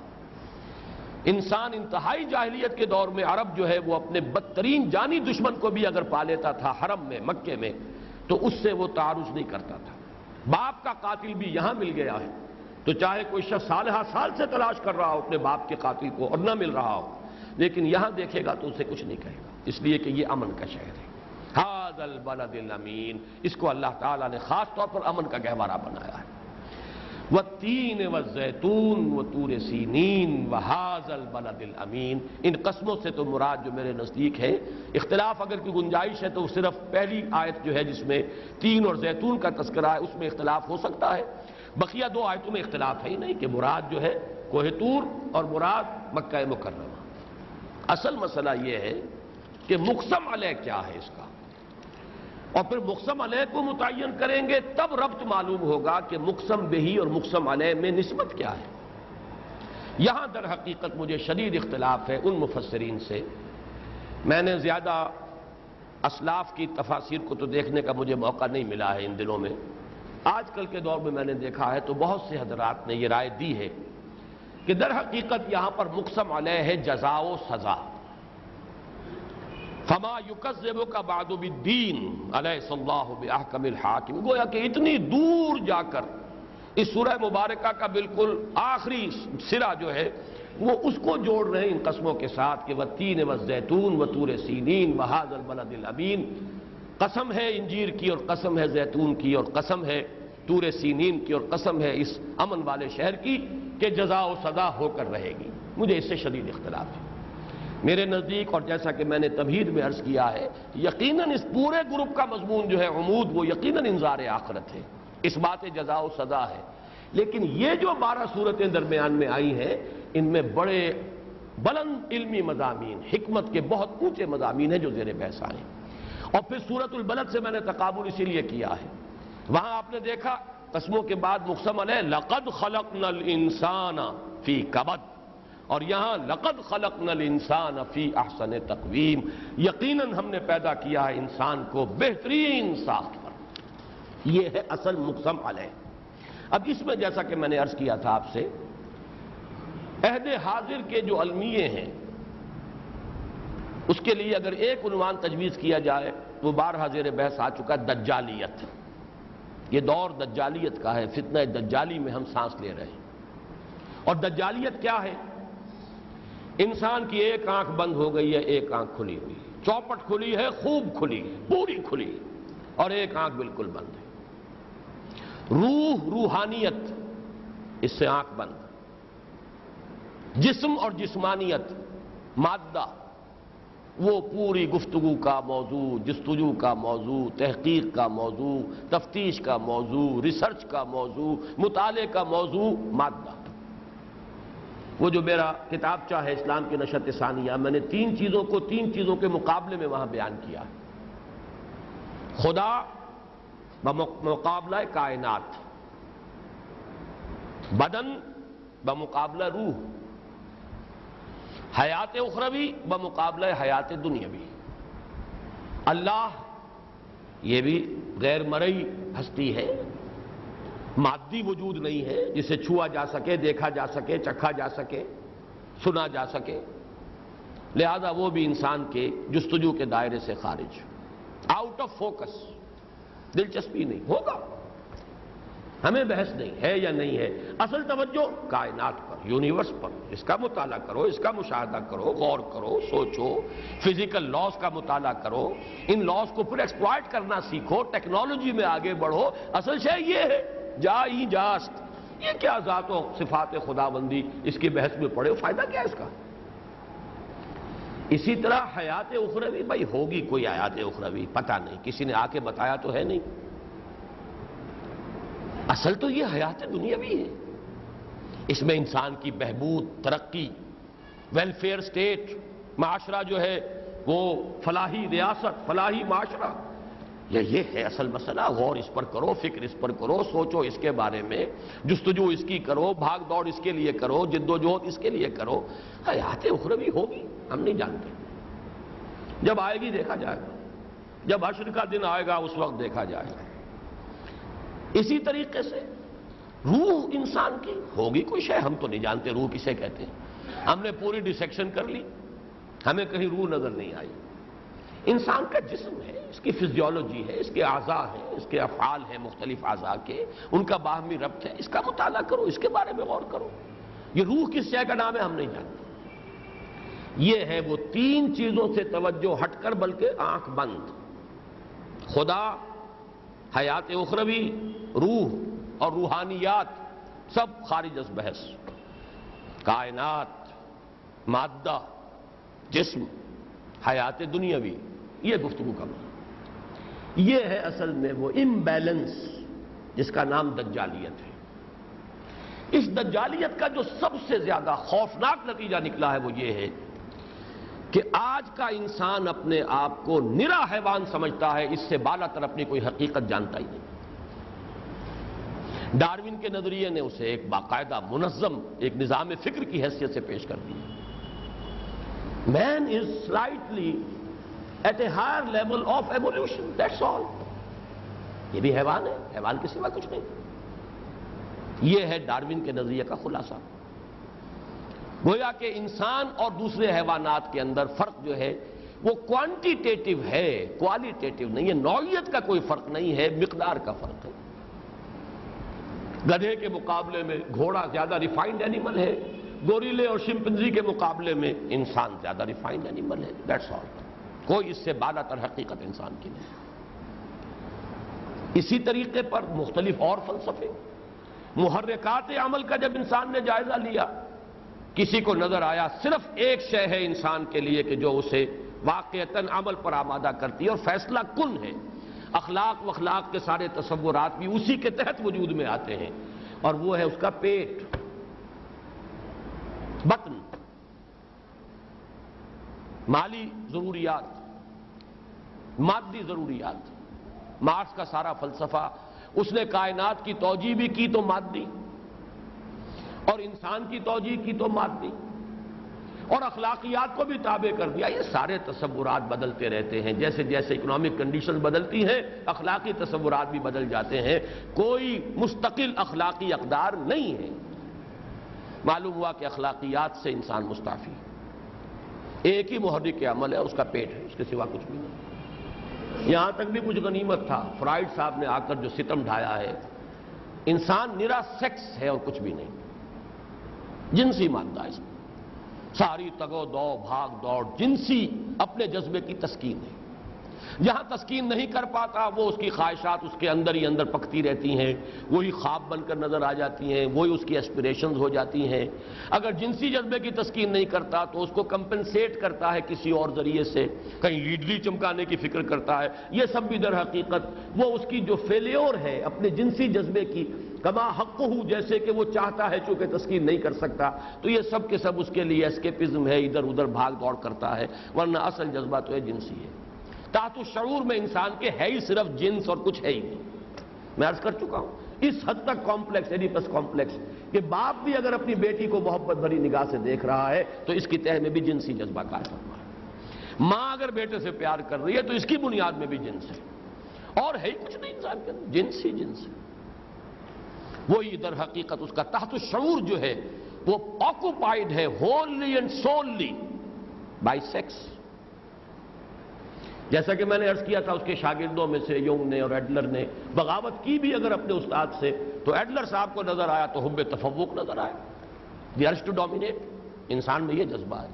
کلا ان الانسان لیطغی، یعنی یہ کہ اس درجے میں ایک اس کی جہاں تک ایکویٹی آف آبزرویشن ہے میں اس کا بھی قائل ہوں. قرآن مجید کی اگلی آیت جو اس سے بحث کر رہی ہے، لیکن یہ کہ انسان میں صرف یہی جذبہ ہے، یہی در حقیقت حماقت ہے. وجہ کیا ہے اس کی؟ اس میں کوئی شک نہیں کہ انسان کی جو حیوانی جبلتیں ہیں وہ یہی ہیں. واقعتاً اینیمل انسٹنکٹس اس کے یہی ہیں. Preservation of the self, preservation of the species, یہی تو اس کے بنیادی محرکات عمل ہیں. بطن اور فرج، کھاتا اس لیے ہے تاکہ اپنے وجود کو برقرار رکھے، مر نہ جائے، اور جنسی جذبہ اس لیے ہے کہ اپنی نسل کو برقرار رکھے، پریزرویشن آف دی اسپیشیز۔ یہ دو جذبات اینیملز کے اندر سب سے اہم جذبات یہ ہیں، اس میں کوئی شک نہیں۔ باقی جذبات اسی کے تابع ہیں۔ فلائٹ، خطرہ دیکھتا ہے تو بھاگتا ہے، کیوں بھاگتا ہے؟ پریزرویشن آف دی سیلف، اپنی ذات کی بقا کے لیے۔ یہ ساری چیزیں باقی جو ہے ان دو بیسک انسٹنکٹ کے نیچے آ جائیں گی، اس کے تابع ہو جائیں گی۔ حیوانی وجود کے داعیات واقعتاً یہی ہیں، لیکن انسان نرا حیوان نہیں ہے۔ یہ ہے وہ حقیقت جو جدید انسان کے سامنے نہیں ہے۔ انسان حیوان ہے، نرا حیوان نہیں ہے۔ نقطہ نوری کے نام او خودی، زیر خاک ما شرار زندگی، ہے ذوق تجلی بھی اسی خاک میں پنہا، غافل تو نرا صاحب ادراک نہیں ہے۔ تو صرف حیوان نہیں ہے، بلکہ حیوان پلس وہ جو کہا شیخ سعدی رحمت اللہ علیہ نے، آدمی زیادہ طرفہ معجون است از فرشتہ سرشتہ وز حیوان۔ آدمی کے اندر دو وجود ہیں، باہم گندے ہوئے ہیں۔ سرشتن کہتے ہیں کسی چیز کو باندھ دینا، گوند دینا۔ از فرشتہ سرشتہ وز حیوان، اس انسان کے اندر فرشتہ بھی موجود ہے، یعنی اس کا روحانی وجود یہ عالم ملکوت کی شے ہے، ملائکہ سے بھی افضل ہے۔ اس کی روح جو اس میں پھونکی ہے اللہ نے، اس کو اللہ نے اپنی ذات کی طرف نسبت دی ہے، وَنَفَخْتُ فِيهِ مِن رُوحِي۔ ہاں اس کے اندر حیوان بھی ہے، حیوانی جبلتیں بھی ہیں، جو گدھے اور گھوڑے کے داعیات ہیں وہ اس کے اندر موجود ہے۔ پریزرویشن آف دی سیلف بھی ہے، پریزرویشن آف دی اسپیشیز بھی ہے، اس کا سیکشول جذبہ بھی ہے، اس میں اپنے آپ کو بچانے کی ہے، اس میں ہرڈ انسٹنکٹ بھی ہے، اس میں حب تفوق بھی ہے۔ حیوانوں کے سارے داعیات بھی اس میں موجود ہیں، کوئی شک اور شبہ نہیں۔ اس اعتبار سے ان کے مشاہدات غلط نہیں ہیں۔ غلط کیوں ہو گئے؟ کہ انہوں نے اسی کو کل سمجھ لیا۔ اگر جز سمجھے تو کوئی حرج نہیں۔ یقیناً سیکس کا جذبہ جو ہے، جنسی جذبہ بہت پوٹنٹ ہے، اس میں کوئی شک نہیں۔ اسی طریقے سے حب تفوق یہ بھی انسان میں ہے، اینیمل انسٹنکٹ ہے انسان کا۔ اسی طریقے سے اس کے جو اقتصادی مطالبے ہیں، اس کے تقاضے ہیں، اس کی ضروریات ہیں، وہ بھی بہت اہم ہے، اس میں کوئی شک نہیں۔ بھاگتا ہے انسان، محنت کرتا ہے، کسی چلاتا ہے، اینٹیں ڈھوتا ہے، فصل جو ہے کاشت کرتا ہے، کاشتا ہے، کس لیے کرتا ہے؟ پیٹ کے لیے۔ یہ سارے داعیات اپنی جگہ ہیں، لیکن ایک تو یہ کہ ان میں سے ایک کو گورننگ پوزیشن میں لے آنا غلط ہو گیا۔ ان میں سے ہر ایک کو اس کے اپنے مقام پر رکھو۔ اور نمبر دو، اصل غلطی کیا ہے؟ جو اصل داعیہ انسان کا تھا، جس کی وجہ سے انسان مسجود ملائک بنا، وہ اس دجالیت کی وجہ سے وہ نگاہوں سے اوجھل ہو گیا۔ اس روحانی وجود کو انسان جانتا ہی نہیں۔ وہ المیہ جو سورۃ الحشر کی اس آیت میں آیا ہے، آخری رکوع کی آیت، وَلَا تَكُونُوا كَالَّذِينَ نَسُوا اللَّهَ فَأَنسَاهُمْ أَنفُسَهُمْ أُولَٰئِكَ هُمُ الْفَاسِقُونَ۔ ان لوگوں کے مانند نہ ہو جاؤ جنہوں نے خدا کو بھلا دیا تو خدا نے انہیں اپنے آپ سے غافل کر دیا۔ اپنے حیوانی وجود سے غافل نہیں ہے انسان، اپنے روحانی وجود سے غافل ہو گئے۔ جب حیوانی وجود ہی صرف اس کے سامنے رہ گیا تو اب وہ نرا حیوان ہے۔ یہ ہے اصل میں وہ المیہ کہ جو اس دور کا انسان کے اوپر جو ٹریجڈی سب سے بڑی واقع ہوئی ہے، وہ یہ ہے کہ انسان اپنی شرافت، اپنی بزرگی، اپنی بلندی سے گویا کہ خود مستعفی ہو گیا کہ میں اور کچھ نہیں ہوں سوائے ایک حیوان کے۔ یہ چیزیں ہیں کہ جو اکثر و بیشتر جب انسانوں میں نظر آتی ہیں، اس لیے کہ انسانوں کی اکثریت تو اسی سطح پر زندگی گزار رہی ہے۔ قرآن کہتا ہے کہ نہیں، اولئک کالانعام بل ھم اضل۔ انسانوں کی عظیم اکثریت حیوانی سطح پر زندگی گزارنے والی ہے، بلکہ ان سے بھی گئی گزری۔ اس لیے کہتا ہے ان تطع اکثر من فی الارض یضلوک عن سبیل اللہ، زمین میں بسنے والوں کی اکثریت کی پیروی کرو گے وہ تمہیں لازماً گمراہ کر دیں گے اللہ کے راستے سے۔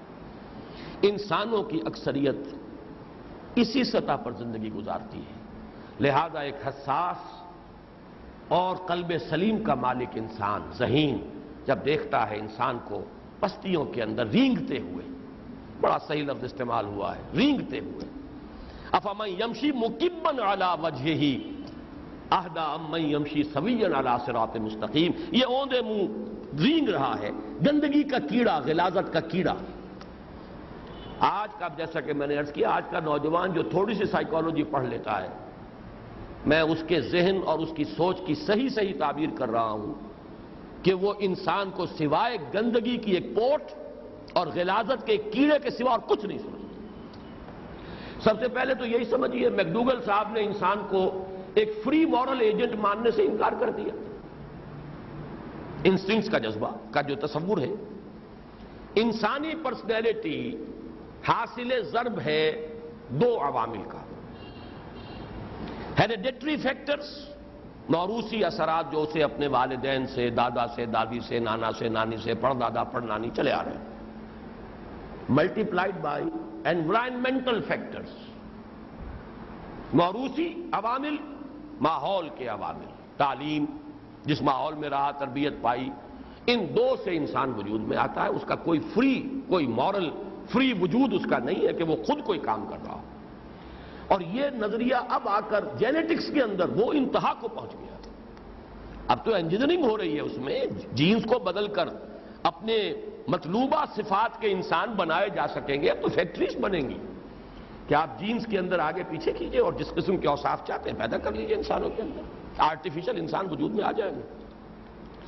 لہذا انسان اپنے اختیار سے مستعفی، اپنی شرافت سے مستعفی، محض ایک مشین ہے۔ جیسے آپ گٹ گر کر رہے ہیں، ادھر سے ادھر آواز جا رہی ہے، یہ آپ کے جینز ہیں جو بول رہے ہیں۔ Who are you? You are nothing. یہ تمہارے موروثی اثرات ہیں، تمہارے ماحول کے اثرات ہیں، وہ کچھ ہو بس تم بنے ہوئے، تم سمجھتے ہو میں کچھ کر رہا ہوں، تم تو ہو ہی نہیں کوئی شے، ایک مشین کے مانند اور کچھ بھی نہیں۔ ایک کمپیوٹر ہے، اس میں جو کچھ فیڈ کر دیا گیا ہے وہی باہر اس سے نکل آئے گا، تمہارا کوئی چوائس نہیں۔ قرآن کہتا ہے نہیں، اما شاکرم و اما کفورا، انسان کو ہم نے چوائس دیا ہے۔ یہ میں سورۃ الدہر کے ضمن میں جبریہ اور قدریہ کے مابین جو اختلافات ہیں ان کے ضمن میں بیان کر چکا، اس کو صرف حوالہ دے رہا ہوں۔ گویا کہ جدید نفسیات میں کوئی شخص کھڑا اگر فرض کیجئے بہت عمدہ باز کہہ رہا ہو، کوئی نوجوان زہر خلد کے ساتھ تبسم کرے گا، یہ اپنی ذات کو پروجیکٹ کر رہے ہیں اور کیا کر رہے ہیں، لوگوں پر دھونس جمانا چاہتے ہیں۔ کوئی نہ کوئی انفیریورٹی کمپلیکس ہے اس کے اندر جس کو اس نے کمپنسیٹ کیا ہے اپنی اس ایکٹیویٹی سے۔ یوں سمجھیے کہ گویا کہ انسان کو آج کا نوجوان جس کو کچھ تھوڑی سی اس جدید نفسیات کے ساتھ کوئی ملازمت ہو جائے، وہ گویا کہ ہر انسان کو بالکل ننگا دیکھتا ہے۔ قیس تصویر کے پردے میں بھی اوریاں نکلا، انسان میں کچھ ہے ہی نہیں، یہ ساری اوپر کی باتیں ہیں، لیپ پوت ہے، کوئی خیر نہیں، کوئی اونچا ارادہ نہیں، کوئی اعلیٰ عزم نہیں، کچھ نہیں، انسان گندگی کی پوٹ، غلاظت کا کیڑا ہے، اس کے سوا کچھ نہیں۔ یہ تاثر ہے جس کی نفی کی جا رہی ہے، لَقَدْ خَلَقْنَا الْإِنسَانَ فِي أَحْسَنِ تَقْوِيمٍ۔ نہیں، انسان کی اصل حقیقت یہ نہیں، چاہے اکثریت انسانوں کی اسی سطح پر زندگی گزار رہی ہو، لیکن حقیقت میں انسان یہ صرف پستی اور صرف گندگی کی پوٹ نہیں ہے۔ ہم نے انسان کو بہترین احسن تقویم پر پیدا کیا ہے۔ اب سوال یہ اس کا ثبوت کیا ہے؟ سننے والا ثبوت مانگے گا نا۔ ثبوت میں پیش کیے جا رہے ہیں نسل انسانی کے 4 گلہائے سرسبد۔ ذرا غور کرو نوح کے بارے میں علیہ الصلوۃ والسلام، اس کی استقامت، اس کا صبر، اس کی عزیمت، اس کی جد و جہد، اس کا تصور کرو۔ کیا یہ کوئی پست انسان کا کردار ہے؟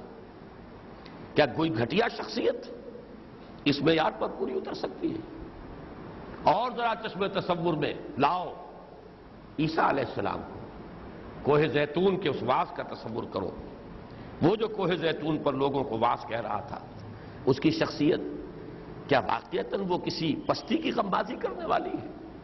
اس کا زہد، اس کی رفعت شان، اس کی بلندی، اس کا ورع، اس کی درویشی، اس کی انسان سے محبت اور خیر خواہی، ایسے معاملات آئے انسان سے محبت کے کہ ایک عورت کو لے جایا جا رہا ہے، کیوں اسے رجم کرنا ہے، اس نے زنا کیا ہے، ٹھیک ہے چلو میں بھی چلتا ہوں۔ پہنچے، اب جب سب نے پتھر ہاتھ میں لیے ہوئے، ہر ایک بیتاب ہے اپنا وہ مذہبی جذبہ جو ہے اس کا اظہار کرنے کے لیے پہلے میرا پتھر لگے۔ حضرت عیسیٰ نکل کے مجمع کے سامنے آتے ہیں، یقیناً یہ کنڈیمڈ ہے، اس کو پتھر مارے جانے چاہیے، لیکن اس کو پہلا پتھر وہ شخص مارے جس نے خود زندگی میں کبھی بدکاری نہ کی ہو۔ ایک جملہ، پورا مجمع چھٹ گیا۔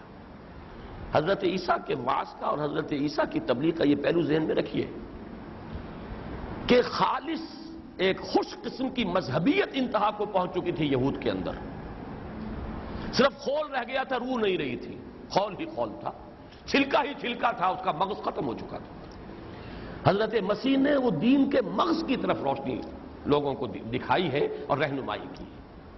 اسی لیے مولویوں سے اور اس وقت کے علماء سے کہتے تھے، سانپ کے سپولیو، تم سانپ کے بچے ہو، تمہارا حال ان قبروں کے مانند ہے جن کے اندر گلی سڑی ہڈیوں کے سوا کچھ نہیں ہوتا، اوپر سفیدی کی ہوئی ہے، چونا پھیرا ہوا ہے، چادر بڑی اچھی ڈالی ہوئی ہے، اندر تو وہی گلی سڑی ہڈیاں ہیں، کچھ نہیں ہے۔ تمہارے بھی وجود، تم نے بڑے عمامے اور بڑے قبائیں اور بڑے جو ہے لباس متقیوں کے پہن رکھے ہیں، تمہارے اندر وہی گندگیاں اور غلاظتیں ہیں کہ جو دوسرے لوگوں کے اندر۔ تم مچھر چھانتے ہو اور سموچے اونٹ نکل جاتے ہو۔ سینس آف پروپورشن نہیں رہا، چھوٹی چھوٹی باتوں پر کفر کے فتوے اور دین کی بڑی بڑی حقیقتیں جو ہیں ان کو ہڑپ کر جاتی ہیں۔ یہ ہے ان کا خاص، ان کا جو اصل جو دین کا جو ان کی دعوت کا رخ ہے۔ اس انداز سے ذرا دیکھیے، اس شخصیت کا تصور کیجئے، کسی درجے کی کسی پستی کا کوئی شائبہ، اس کا کوئی امکان حضرت مسیح کی شخصیت کے ساتھ نظر آ سکتا ہے؟ اور دیکھو، تصور کرو، طور سینین، مراد یہاں اصل میں یہ جگہ نہیں بلکہ یہاں جو عظیم شخصیت، یہ اولو العزم پیغمبر، اولو العزم من الرسل، نوح اور موسیٰ اور عیسیٰ اور محمد صلی اللہ علیہ وسلم علیہ السلام، ان کی شخصیتوں کو پیش کیا جا رہا اس ثبوت میں کہ انسان بہت بلند ہے۔ یہ بھی تو انسان ہے نا، یہ بھی تو کسی عورت ہی کے بطن سے ان کی ولادت ہوئی تھی، یہ بھی تو کسی انسان ہی کے نطفے سے پیدا ہوئے ہیں۔ موسیٰ ہیں، وہ بھی انسانوں کی اولاد ہے، عیسیٰ بھی حضرت مریم ہی کے بطن سے تولد ہوئے ہیں، محمد الرسول اللہ ہے تو عبداللہ اور آمنہ کے بیٹے ہیں، آخر عبد المطلب کے پوتے ہیں۔ انسان اگر صرف گندگی ہی گندگی ہو تو یہ کہاں سے آ گئے؟ ان کی عظمت ثبوت ہے، یہ برہان قاطع ہے، ان کا وجود ثبوت ہے کہ انسان لقد خلقنا الانسان فی احسن تقویم۔ اور اے مکے والو، وَهَذَا الْبَلَدِ الْأَمِينَ، انسانیت کا ایک نہایت اونچا مرقع تمہاری نگاہوں کے سامنے موجود ہے۔ کیا محمد کو دیکھ کر بھی کہو گے کہ انسان صرف پستی ہی کا نام ہے صلی اللہ علیہ وسلم؟ وہ جو سورہ نون میں فرمایا وَإِنَّكَ لَعَلَىٰ خُلُقٍ عَظِيمٍ، اے محمد آپ تو صلی اللہ علیہ وسلم بڑے اعلیٰ بلندی پر فائز ہیں اخلاق حسنہ کے۔ تم ہی الصادق الامین کہتے ہو انہیں، تم ہی ان کے قدموں تلے اپنی نگاہیں بچھاتے ہو، تم ہی ان سے محبت کرتے ہو، تو معلوم یہ ہوا لقد خلقنا الانسان فی احسن تقویم، یقیناً انسان کو ہم نے پیدا کیا بہترین ساخت پر، بہترین حساب پر، بلند ترین مقام پر۔ البتہ اب اگلی بات آئی ثم رددناہ اسفل سافلین، پھر ہم نے لوٹا دیا اسے، گرا دیا اس کو نچلوں میں سب سے نچلا۔ اب یہ دو آیتیں جو ہے لقد خلقنا الانسان فی احسن تقویم، ایک بات تو یہ نوٹ کر لیجئے، میری یہ قطعی اور حتمی رائے ہے کہ مقسم علیہ صرف یہ آیت ہے۔ ویسے تو پوری صورت ہے، اس میں مضامین آئیں گے، جیسے سورۃ البلد میں لا اقسم بہذا البلد وانت حل بہذا البلد ووالد وما ولد لقد خلقنا الانسان فی کبد۔ مقسم علیہ صرف ایک آیت ہے، آگے مضامین ہیں، اس سے متعلق ہیں، مربوط ہیں، لیکن جس پر قسم کھائی گئی ہے وہ صرف ایک آیت ہے۔ اسی طریقے سے یہاں بھی وَالتِّينِ وَالزَّيْتُونِ وَطُورِ سِينِينَ وَهَذَا الْبَلَدِ الْأَمِينَ، شاہد ہے نوح کی شخصیت اور شاہد ہے عیسیٰ کی شخصیت اور گواہ ہے موسیٰ کی عظمت اور گواہ ہے اخلاق محمدی جو اس شہر میں جس کا نمونہ موجود ہے۔ یقیناً ہم نے انسان کو بنایا بہترین انسان، لقد خلقنا الانسان فی احسن تقویم۔ مقسم بہ، مقسم علیہ کا مقام یہاں معاملہ مکمل ہو گیا۔ البتہ مضمون آگے چل رہا ہے، یہ بھی حقیقت ہے کہ ثم رددناہ اسفل سافلین، پھر ہم نے اسے گرا دیا، لوٹا دیا نچلوں میں سب سے نیچے۔ اس کے معنی کیا ہے؟ آج جب سوچ رہا تھا تو ایک تشبیہ ذہن میں آئی۔ اصل میں ان دو آیتوں کو بھی نہیں سمجھ سکتا انسان جب تک یہ نہ جانے کہ انسان کی شخصیت مرکب ہے، اس کی شخصیت کا ایک پہلو وہ ہے جس کے اعتبار سے یہ بلند ترین ہے، اس لیے کہ اسی انسان میں سے ایک انسان محمد عربی ہے صلی اللہ علیہ وسلم، جو بعد از خدا بزرگ تو یہ قصہ مختصر، کوئی اختلاف نہیں ہو سکتا، لہذا بلند ترین مقام بھی اس انسان کا ہے۔ وہ اس کی شخصیت کے ایک پہلو سے ہے، وہ روحانی پہلو سے ہے۔ وہ جو پہلے بنائے گئے تھے جنود مجندہ، اس کے اعتبار سے انسان بلند ترین ہے، لیکن اس حیوانی وجود کے اعتبار سے انسان نچلوں میں سب سے نیچے ہے۔ یہاں میرے نزدیک اس سے مراد کیا ہے؟ خود شعوری کی حامل صرف 3 مخلوقات ہیں اس کائنات میں، خود شعوری۔ اس پر اگر تفصیل سے کوئی مطالعہ کرنا ہو تو یہ ڈاکٹر رفیع الدین مرحوم کی جو ہے تصانیف، ان میں یہ آپ کو اس کی وضاحت ملے گی۔ ایک ہے کانشسنس، شعور، شعور حیوانوں میں بھی ہے۔ ایک ہے سیلف کانشسنس، شعور ذات۔ حیوان دیکھ رہا ہے، انسان دیکھ رہا ہے، ساتھ ہی سمجھتا میں دیکھ رہا ہوں۔ یہ میں کا جو احساس ہے یہ صرف 3 مخلوقات ہیں اس کائنات میں، ملائکہ، جنات اور انسان۔ خود شعوری اور کہیں نہیں ہے، اور ان میں سب سے نیچے ہے انسان اپنے حیوانی وجود کے اعتبار سے۔ اس کا جو حیوانی وجود ہے یہ در حقیقت ان سب سے نیچے چلا گیا، بلکہ وہ حیوانات کی سطح پر آ گیا، اور قرآن کے روح سے حیوانات سے بھی نیچے گیا۔ اس کے لیے بعض مفسرین نے، جدید مفسرین نے، مولانا مودودی صاحب نے خاص طور پر بڑا عمدہ نقشہ کھینچا ہے کہ واقعہ یہ ہے کہ انسان جب اس پر شہوت سوار ہوتی ہے تو سوروں کو مات دے جاتا ہے، کینے میں شتر کینہ کہیں پیچھے رہ جائے گا، انسان کا کینہ جو ہے وہ کہیں زیادہ بڑھ جائے گا، ہرس میں بندروں کو مات دے دے گا، درندگی میں یہ بھیڑیے سے بڑھ کر درندہ ہے۔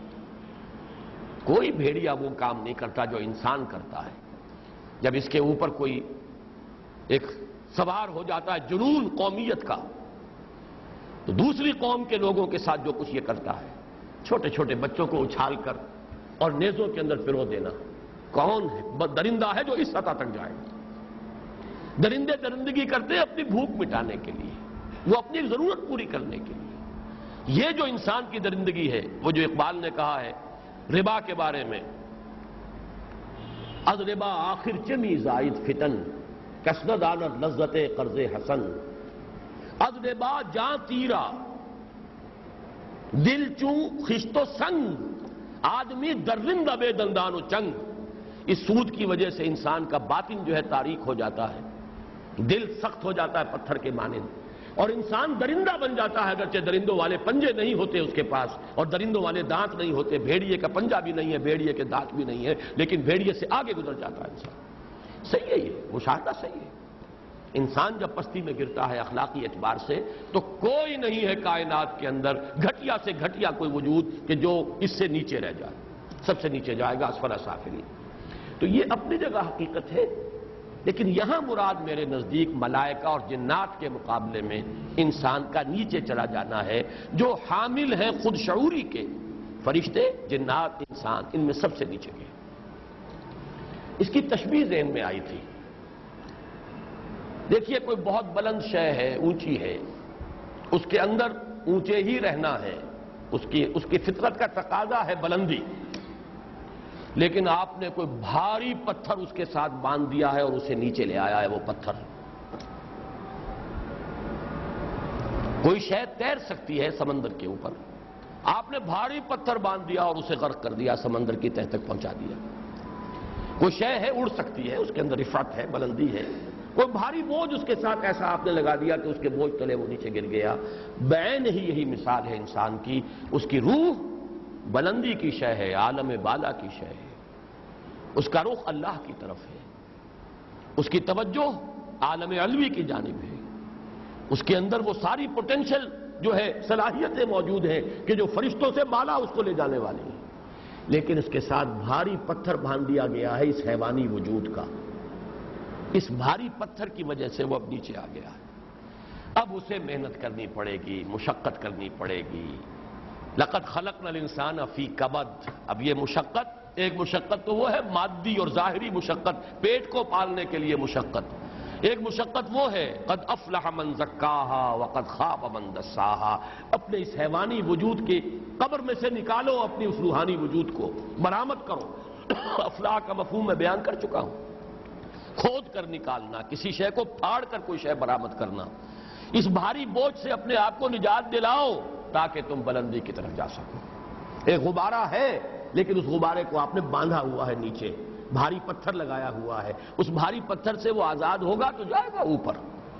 یہ ہے انسان کے جو کمپوزٹ وجود ہے، جو مرکب وجود ہے انسان کا، ایک کے اعتبار سے لقد خلقنا الانسان فی احسن تقویم، دوسرے کے اعتبار سے ثم رددناہ اسفل سافلین۔ ان دونوں آیتوں کا صحیح محمل، صحیح مفہوم اور اس کے ایک ایک حرف کا صحیح حق ادا نہیں ہو سکتا جب تک کہ یہ انسان کا کمپوزٹ وجود، مرکب وجود انسان کے سامنے نہ ہو۔ اچھا دیکھیے اس میں ایک اور لفظ بہت ہی معنی خیز ہے، ثم۔ ثم تراخی کے لیے آتا ہے، یہاں ثم کیوں کہا؟ اور اس کا کوئی حق ادا نہیں کیا میرے علم کی حد تک جو عہد حاضر کے مفسرین ہیں ان میں سے کسی نے۔ ثم کیوں کہا؟ اس لیے کہ واقعتاً انسان کی اولین تخلیق جو ہوئی ہے وہ عالم ارواح میں ہوئی ہے، اس کی بلند شخصیت پہلے وجود میں آئی ہے، یہ حیوانی وجود تو بہت بعد کی پیداوار ہے۔ انسان کا یہ جو سلسلہ ہے، اس کا حیوانی وجود، اس کا یہ بدن، یہ جو زمین کی حیات عرضی کا سلسلہ، پھر اس میں ایولیوشن اگر کوئی مانتا ہو کہ ایولیوشن ہوئی ہے، وقت تو گزرا، اس میں کوئی شک نہیں، پھر انسان کا وجود میں آنا یہ تو بہت بعد کی بات ہے۔ لقد خلقنا الانسان فی احسن تقویم، وہ ہے وہ روح، اس کی روح، اس کا وجود روحانی۔ ثم رددناہ اسفل سافلین، پھر اسے لوٹایا ہے، پھر نیچے گرایا ہے، پھر وہ پتھر باندھ دیا ہے، پھر یہ نفس امارہ اس کے ساتھ لگا ہے، پھر یہ اڈ اور لیبیڈو کے بھاری پتھر ہیں جو اسے نیچے کی طرف کھینچے ہوئے ہیں، زمین سے باندھے ہوئے ہیں، اڑنے نہیں دے رہے، بلندی کی طرف جانے نہیں دے رہے۔ یہ بھاری پتھر بعد میں بندھے ہیں اس کے ساتھ۔ حقیقت کے اعتبار سے لقد خلقنا الانسان فی احسن تقویم ثم رددناہ اسفل سافلین۔ یہاں ذرا میں چاہتا ہوں، ابھی حال ہی میں نے جمعے کی تقریروں میں تو یہ اصطلاحات جو ہیں قرآن مجید کی ان کو کچھ بیان کیا ہے، یہاں بھی آپ نوٹ کر لیں، اس سلسلہ درس میں بھی یہ بات آ جائے۔ انسانی شخصیت کے جو یہ دو رخ ہیں، جس کو بڑی خوبصورتی سے شیخ سعدی نے بیان کیا کہ آدمی زادہ طرف معجون است، از فرشتہ سرشتہ وز حیوان۔ یہ انسان جو ہے ابن آدم، آدمی زادہ، یہ عجیب چون چون کا مربع ہے، معجون مرکب ہے، اس میں دو وجود گندھے ہوئے ہیں، ایک فرشتہ بھی ہے اور ایک حیوان بھی ہے، دونوں گندھے ہوئے ہیں۔ اس کے لیے دو الفاظ نوٹ کر لیجئے۔ اعلیٰ وجود کے اعتبار سے لفظ استعمال ہوگا فطرت۔ فطرت کسی بھی انسان کی شخصیت کے گھٹیا رجحان کے لیے اس لفظ کو استعمال نہیں کرنا چاہیے۔ فطرت بلند ہے، فطرت اللہ التی فطر الناس علیہا، یہ تو قرآن مجید کی آیت، اور حدیث میں کل مولود یولد علی الفطرہ فابواہ یہودانہ او یمجسانہ او ینصرانہ او کما قال صلی اللہ علیہ وسلم۔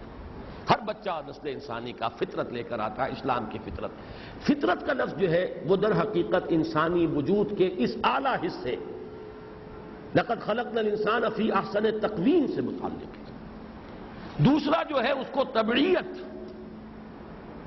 یا خلقت سے تعبیر کیجئے، یہ اس کا تخلیق، عالم خلق کا پہلو ہے، وہ عالم امر کا پہلو ہے، وہ بلندی کی شے ہے، وہ فطرت ہے، وہ لقد خلقنا الانسان فی احسن تقویم کا مصداق ہے۔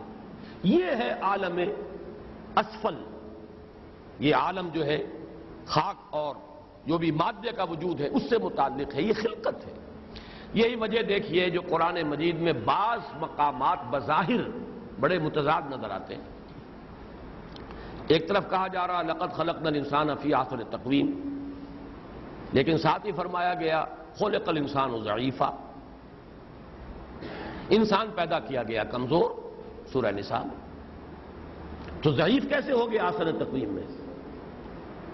خلق الانسان من عجل، انسان بنایا ہی گیا ہے جلد بازی سے، جلد بازی تو اس کی طبیعت ثانیہ ہے، گندی ہوئی ہے اس کے اندر۔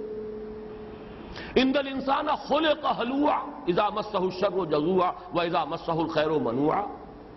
انسان پیدا کیا گیا، بنایا گیا بڑا تھڑ دلا، کم ہمتا، جب تکلیف آتی ہے، مصیبت آتی ہے، جزا فضا کرتا ہے، چیختا ہے، پکارتا ہے، اور جب اگر کوئی خیر مل گئی، دولت مل گئی، سمیٹ کر رکھتا ہے، یہ نہیں چاہتا کہ کسی اور کو بھی اس سے کوئی فیض پہنچ جائے۔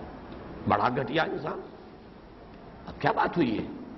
احسن تقویم میں بھی ہے، خلق الانسان ضعیفہ بھی ہے، ان الانسان خلق ہلوعا بھی ہے، خلق الانسان من عجل بھی ہے، وہ بھی اسی صورت کے حوالے سے سمجھ لیجئے۔ انسان کا ایک وجود، لقد خلقنا الانسان فی احسن تقویم، وہ اس کا روحانی وجود ہے، پہلے وہ وجود میں آیا ہے، وہ ہے جس کے بارے میں فرمایا گیا فطرت اللہ التی فطر الناس علیہا، وہ ہے جس کے بارے میں حضور نے فرمایا کہ کل مولود یولد علی الفطرہ۔ دوسرا وجود حیوانی وجود ہے، یہی حیوانی وجود ہے۔ سورہ احزاب کے بھی آخر میں جو الفاظ آئے ان الانسان کان ظلوما جہولا، وہ ظلوما جہولا بھی وہ انسان کا روحانی وجود نہیں ہے، وہ انسان کا حیوانی وجود ہے۔ یہ ظلوم بھی ہے، یہ جہول بھی ہے، یہ ضعیف بھی ہے، اس کے اندر اجرت پسندی بھی ہے، یہ تھوڑ دلا بھی ہے، ساری کمیاں جو ہے وہ اس کی خلقت میں ہیں، اس کی طبعیت میں ہیں، اس کی فطرت میں بلندی ہی بلندی ہے، رفعت ہی رفعت ہے۔ لقد خلقنا الانسان فی احسن تقویم، وہ فطرت، اور یہ جو فرمایا ثم رددناہ اسفل سافلین، یہ ہے اس کی خلقت اور اس کی طبعیت۔ جب بھی انسان کے وجود کے اس پست پہلو کی طرف اشارہ کریں، کبھی لفظ فطرت نہ استعمال کریں، خلقت یا طبعیت، لفظ فطرت بلندی کے لیے۔ ہاں ایک لفظ جو ہے سرشت، میں سمجھتا ہوں اس میں دونوں پہلو جمع ہو جاتے ہیں۔ انسان کی سرشت یہ ہے، یہ جو ہے سرشت، اس لیے کہ سرشت کے معنی ہی ہے گون دینا، باندھ دینا، سرشتن، یہی لفظ ہے جو شیخ سعدی نے استعمال کیا ہے، آدمی زیادہ ترفع معجون از فرشتہ سرشتہ وز حیوان، گندے ہوئے ہیں دو وجود اس انسان کے اندر، ایک اس کا روحانی وجود لقد خلقنا الانسان فی احسن تقویم کے مصداق، ایک اس کا حیوانی وجود ثم رددناہ اسفل سافلین کا مصداق۔ اب اگلی آیت بالکل واضح ہے، الا الذین، اب یہ چڑھائی چڑھنی پڑے گی۔ اس چڑھائی کا پہلا مرحلہ ہے، یہ ہے انسان کے فہم اور ادراک کا امتحان، حقائق کو پہچانے، ایمان تک پہنچے۔ الا الذین آمنوا، اس کے بعد عمل، اب وہ عمل صالح، محنت، مشقت، یہ وہی مضمون ہے جو آ چکا ہے سورہ بلد کے اندر۔ چڑھائی چڑھنی پڑے گی، گھاٹی کو عبور کرنا پڑے گا، فلاقتحم العقبہ، اس کو عبور کر کے ثم کان من الذین آمنوا وتواصوا بالصبر وتواصوا بالمرحمہ، یہی مضمون سورۃ العصر کا، والعصر ان الانسان لفی خسر الا الذین آمنوا وعملوا الصالحات وتواصوا بالحق وتواصوا بالصبر۔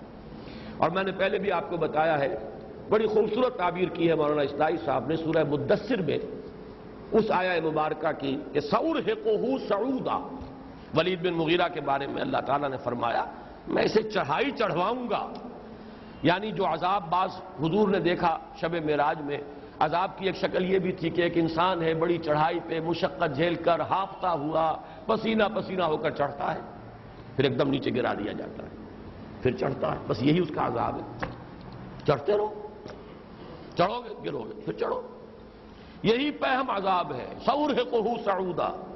تو بڑی پیاری بات کہی ہے، چڑھائی تو ہر انسان کو چڑھنی پڑے گی، یا اس دنیا میں چڑھائی چڑھ لو یا وہاں چڑھائی چڑھنی پڑے گی۔ یہاں کی چڑھائی کیا ہے؟ ایمان اور عمل صالح اور تواصی بالحق اور تواصی بالصبر، یہ یہاں کی چڑھائی ہے۔ یا تو یہ منزلیں یہاں عبور کر لو، یہ گھاٹیاں یہاں سر کر لو، ایمان اور عمل صالح کے تقاضے پورے کر لو، تواصی بالحق اور تواصی بالصبر کی منزلیں جو ہے ان سے گزر جاؤ، یا پھر وہاں چڑھنا ہوگا۔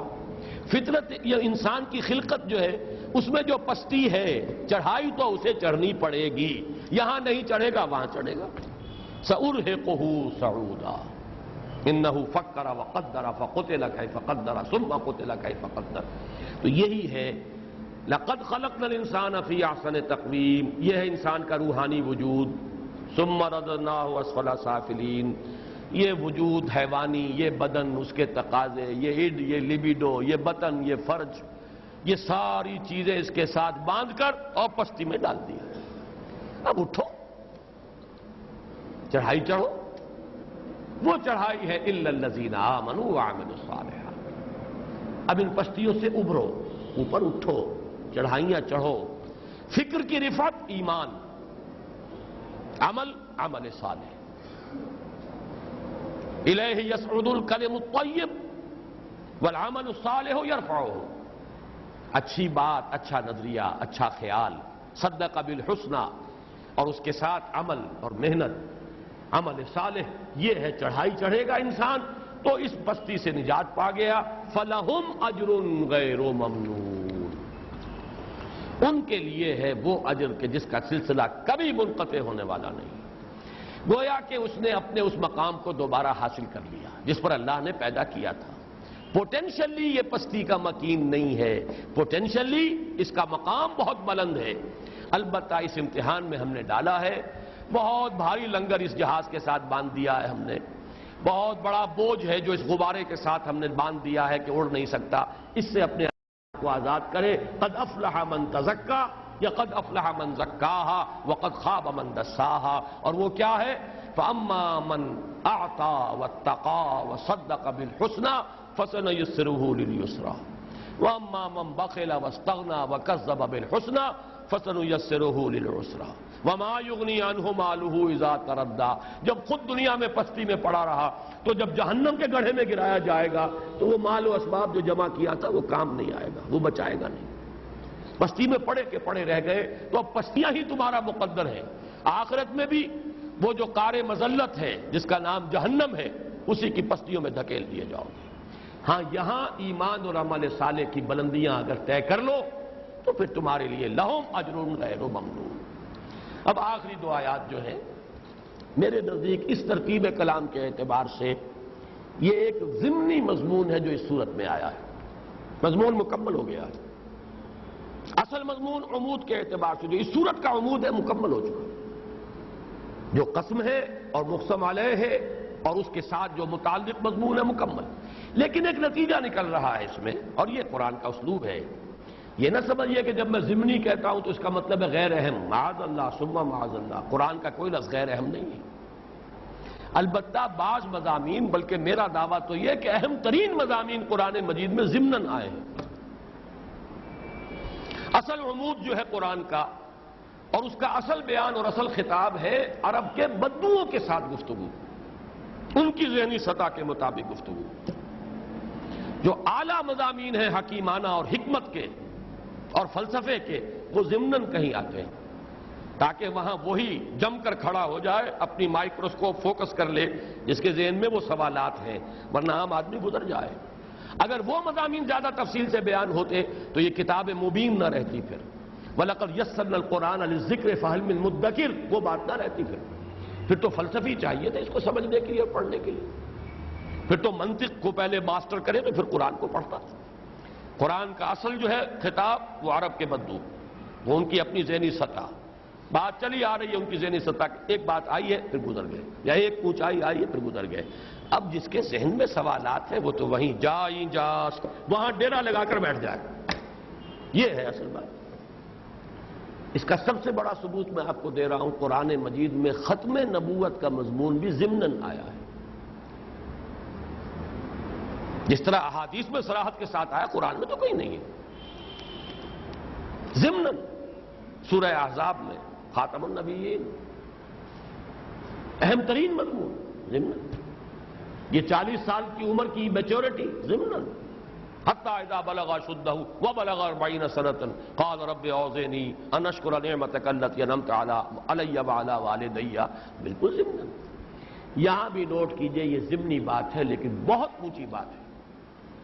جب تم دونوں چیزیں دیکھ رہے ہو، چاہے وہ بلندی پر جو ہے فائز وہ کم ہے، مائکروسکوپک مائنورٹی ہے، اس میں کوئی شک نہیں، great majority of human beings وہ اینیمل لیول پر زندگی گزار رہے ہیں، واقعتاً پستی کے مکین ہیں، واقعتاً گندگی کے کیڑے ہیں، واقعتاً نجاست کی پوٹ ہے، ترفع ہے ہی نہیں، کوئی اونچا نصب العین نہیں، کوئی اعلیٰ مقصد نہیں، کوئی اعلیٰ خیال نہیں، کوئی اونچا زندگی کے اندر آدرش نہیں، کچھ بھی نہیں۔ وطن اور فرض کے تقاضے پورے ہو رہے ہیں، حیوانی جبلتوں کے تحت، جیسا کہ میں کہا کرتا ہوں، زندگی انہیں گزار رہی ہے، وہ زندگی بسر نہیں کر رہے۔ جب یہ دونوں مشاہدے سامنے ہیں تو سوچو کیا نتیجے جدا نہیں نکلنے چاہیے؟ یہ ایک سوال ہے خود بخود ابھرا۔ فما یکذبک بعد بالدین، اب ماں کے دونوں مفہوم لیے گئے، ماں مصدریہ، جیسے کہ میں تفصیل سے بیان کر چکا ہوں سورۃ الشمس میں، جو ماں کا لفظ وہاں آیا ہے بار بار، لیکن یہ کہ والسماء وما بناہا والارض وما طحاہا ونفس وما سواہا، ماں مصدریہ بھی لیا گیا اور ماں من کے معنی میں بھی لیا گیا، یہاں پر بھی دونوں معنی لیے گئے۔ فما یکذبک بعد بالدین یا من یکذبک بعد بالدین، تو کون ہے اے نبی جو پھر بھی آپ کی تکذیب کرتا ہے جزا و سزا کے بارے میں؟ کون احمق ہے؟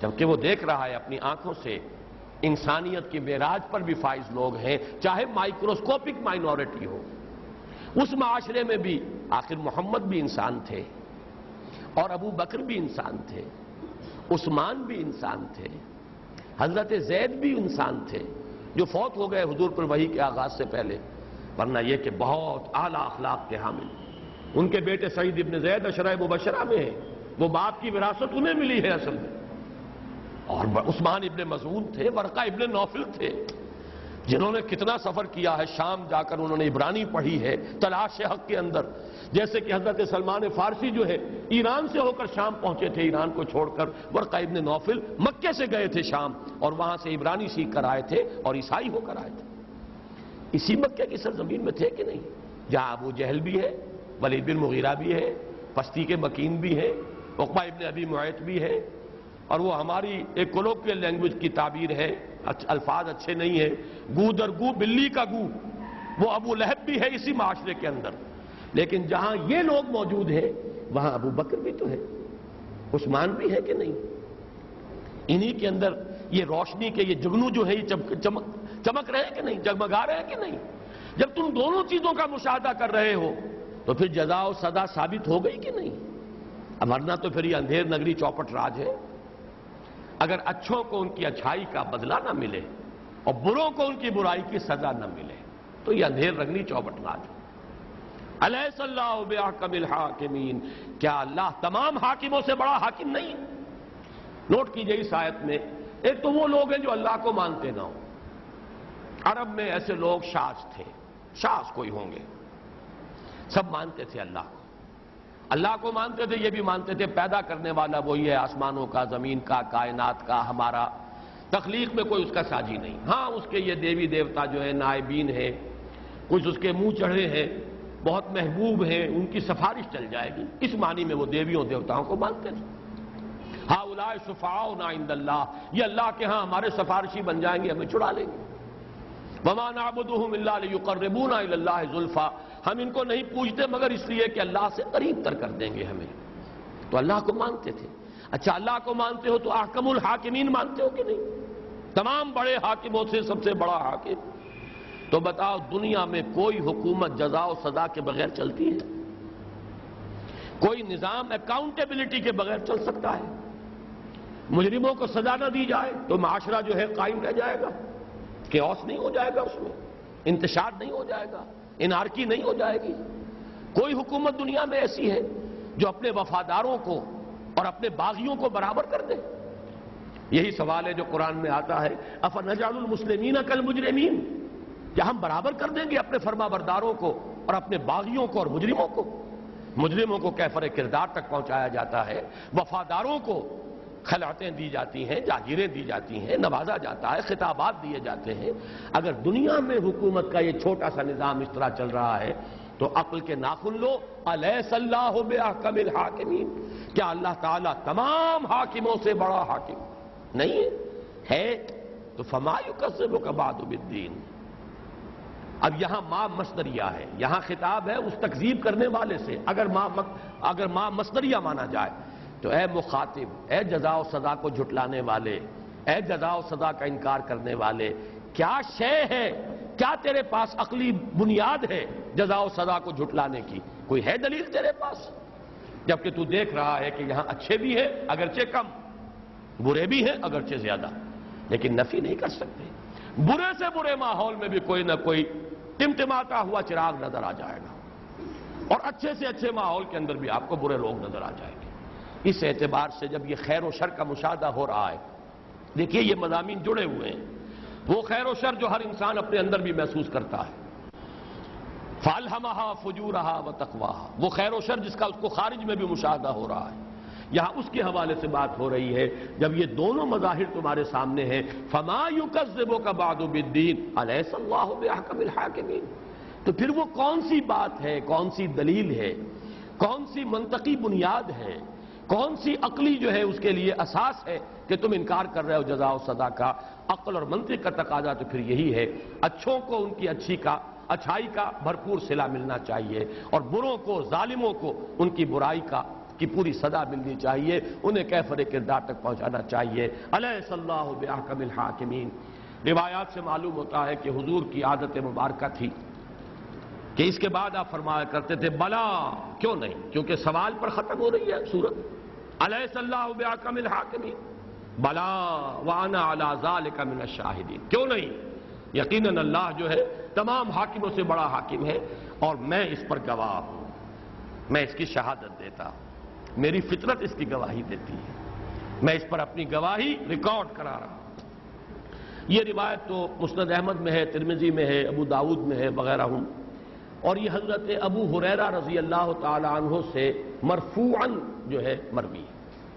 بعض روایات میں مختصر ہے سبحانک بلا، پروردگار تو پاک ہے، یقیناً، یعنی یقیناً تو تمام حاکموں سے بڑا حاکم ہے۔ اس میں ذرا تھوڑی سی جسارت کر رہا ہوں، کبھی کبھی، اکثر و بیشتر تو اسی کو میں دہراتا ہوں کہ جو مسنون الفاظ ہیں، لیکن کبھی کبھی اور یہ بھی نوٹ کرا دوں کہ جیسے سورۃ الضحیٰ اور سورۃ الانشراح، اللہ ماشاءاللہ کبھی شاد ہوتا ہوگا، ورنہ میری نماز ظہر جو ہے وہ انہی دو صورتوں کے ساتھ ہوتی ہے۔ اسی طرح میری نماز عصر سورۃ التین اور سورۃ العصر کے ساتھ ہوتی ہے۔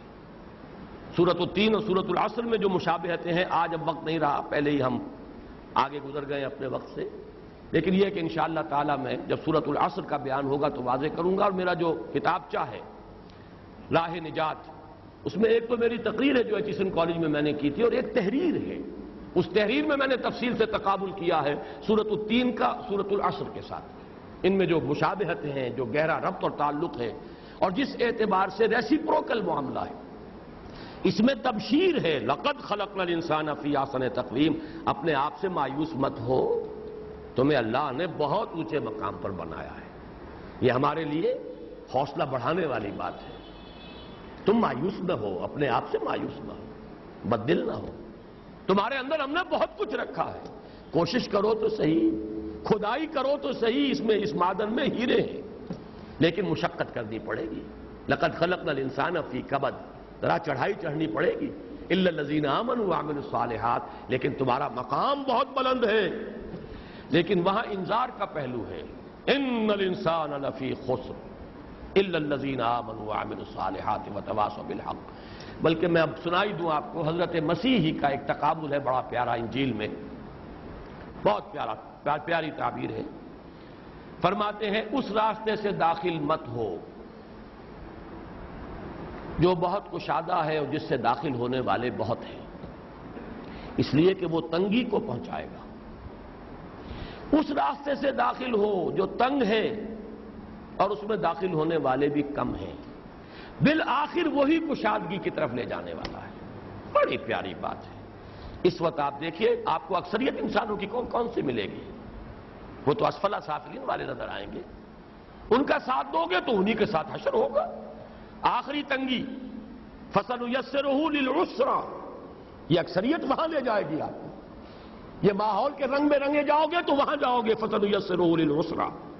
اس راستے سے داخل مت ہو جو بہت کشادہ ہے، اس پر چلنے والے بہت ہیں، اس لیے کہ وہ تمہیں بالآخر تنگی تک لے جائے گا۔ اس راستے سے داخل ہو جو تنگ ہے، مشکل ہے، گھاٹی ہے، فَلَاقْتَحَمَ الْعَقَبَةَ، اور کم لوگ ہیں جو اس میں داخل ہونے والے ہیں۔ اس لیے کہ میں تم سے کہتا ہوں کہ بالآخر کشادگی تک پہنچانے والی راہ وہی ہے۔ فَسَنُيَسِّرُهُ لِلْيُسْرَىٰ، دیکھیے ایک ہی مشکات نبوت ہے، ایک ہی حقیقت ہے، ایک ہی حکمت ہے، الفاظ جدا ہیں، بات تو وہی ہے۔ فَسَنُيَسِّرُهُ لِلْيُسْرَىٰ فَسَنُيَسِّرُهُ لِلْعُسْرَىٰ۔ اکثریت جو ہے ثُمَّ رَدَدْنَاهُ أَسْفَلَ سَافِلِينَ کی ہے، ایک قدر قلیل عقلیت ہے، لَقَدْ خَلَقْنَا الْإِنسَانَ فِي أَحْسَنِ تَقْوِيمٍ، اس کا ثبوت جن سے کہ فراہم ہو سکے، بس یہ ضرور ہے کہ ہے ضرور۔ تو میں اپنا ایک ذوق بتا رہا تھا کہ جب سورۃ التین کے آخر میں اکثر و بیشتر تو یہی بلا وانا علی ذلک من الشاہدین، لیکن ایک میرا ذوق یہ ہے بلا ان اللہ احکم الحاکمین وہو ارحم الراحمین، یقیناً اللہ تمام حاکموں سے بڑا حاکم ہے، لیکن وہ تمام رحم کرنے والوں سے بڑا رحم کرنے والا بھی ہے۔ اس لیے کہ آدمی کانپ اٹھ جاتا ہے اللہ کی اگر حاکمیت کا تصور، اللہ اگر ہم سے حساب لے لے، من حوسبا، جس کا حساب لے لیا گیا وہ برباد ہو گیا۔ ہمیں تو نگاہ رکھنی ہے اللہ کی رحمت پر، یہ تو بڑی زبردست اس کے اندر دھمکی ہے۔ الیس اللہ بأحکم الحاکمین، تہدید ہے اس کے اندر، دھمکی کا پہلو۔ اگر اللہ نے ہم سے حساب کتاب لے لیا، وہ تو جو دعا سکھائی گئی ہے اللہم حاسبنی حسابا یسیرا، جیسے کہ آیا سورۃ الانشقاق میں فسوف یحاسب حسابا یسیرا، اللہ کے ایسے بندے بھی ہیں جن سے حساب بڑا آسان لیا جائے گا، بس پیشی ہو جائے گی، درگزر فرما دیا جائے گا، یہ حساب یسیر ہے۔ پروردگار ہم سے حساب یسیر لیجو۔ حساب اگر لے لیا گیا تو حضرت عمر فرما رہے ہیں کہ اگر برابر سرابر پر چھوٹ گیا تو بڑی کامیابی ہوگی، تو ہمارا مقام کہاں ہوگا؟ بلا ان اللہ احکم الحاکمین وہو ارحم الراحمین، لیکن وہ ارحم الراحمین بھی ہے۔ ہمارے لیے حوصلہ اگر ہمارا بنتا ہے تو اس سے بنتا ہے۔ یہ بالکل وہی ترتیب ہے جو سورہ فاتحہ کی مرکزی آیت میں ہے، ایاک نعبد و ایاک نستعین، پروردگار تیری ہی بندگی کریں گے، تجھ سے عہد کر رہے ہیں، لیکن ہم تیری ہی مدد کے محتاج ہیں، تیری مدد شامل حال ہوگی تو تیری بندگی کر سکیں گے۔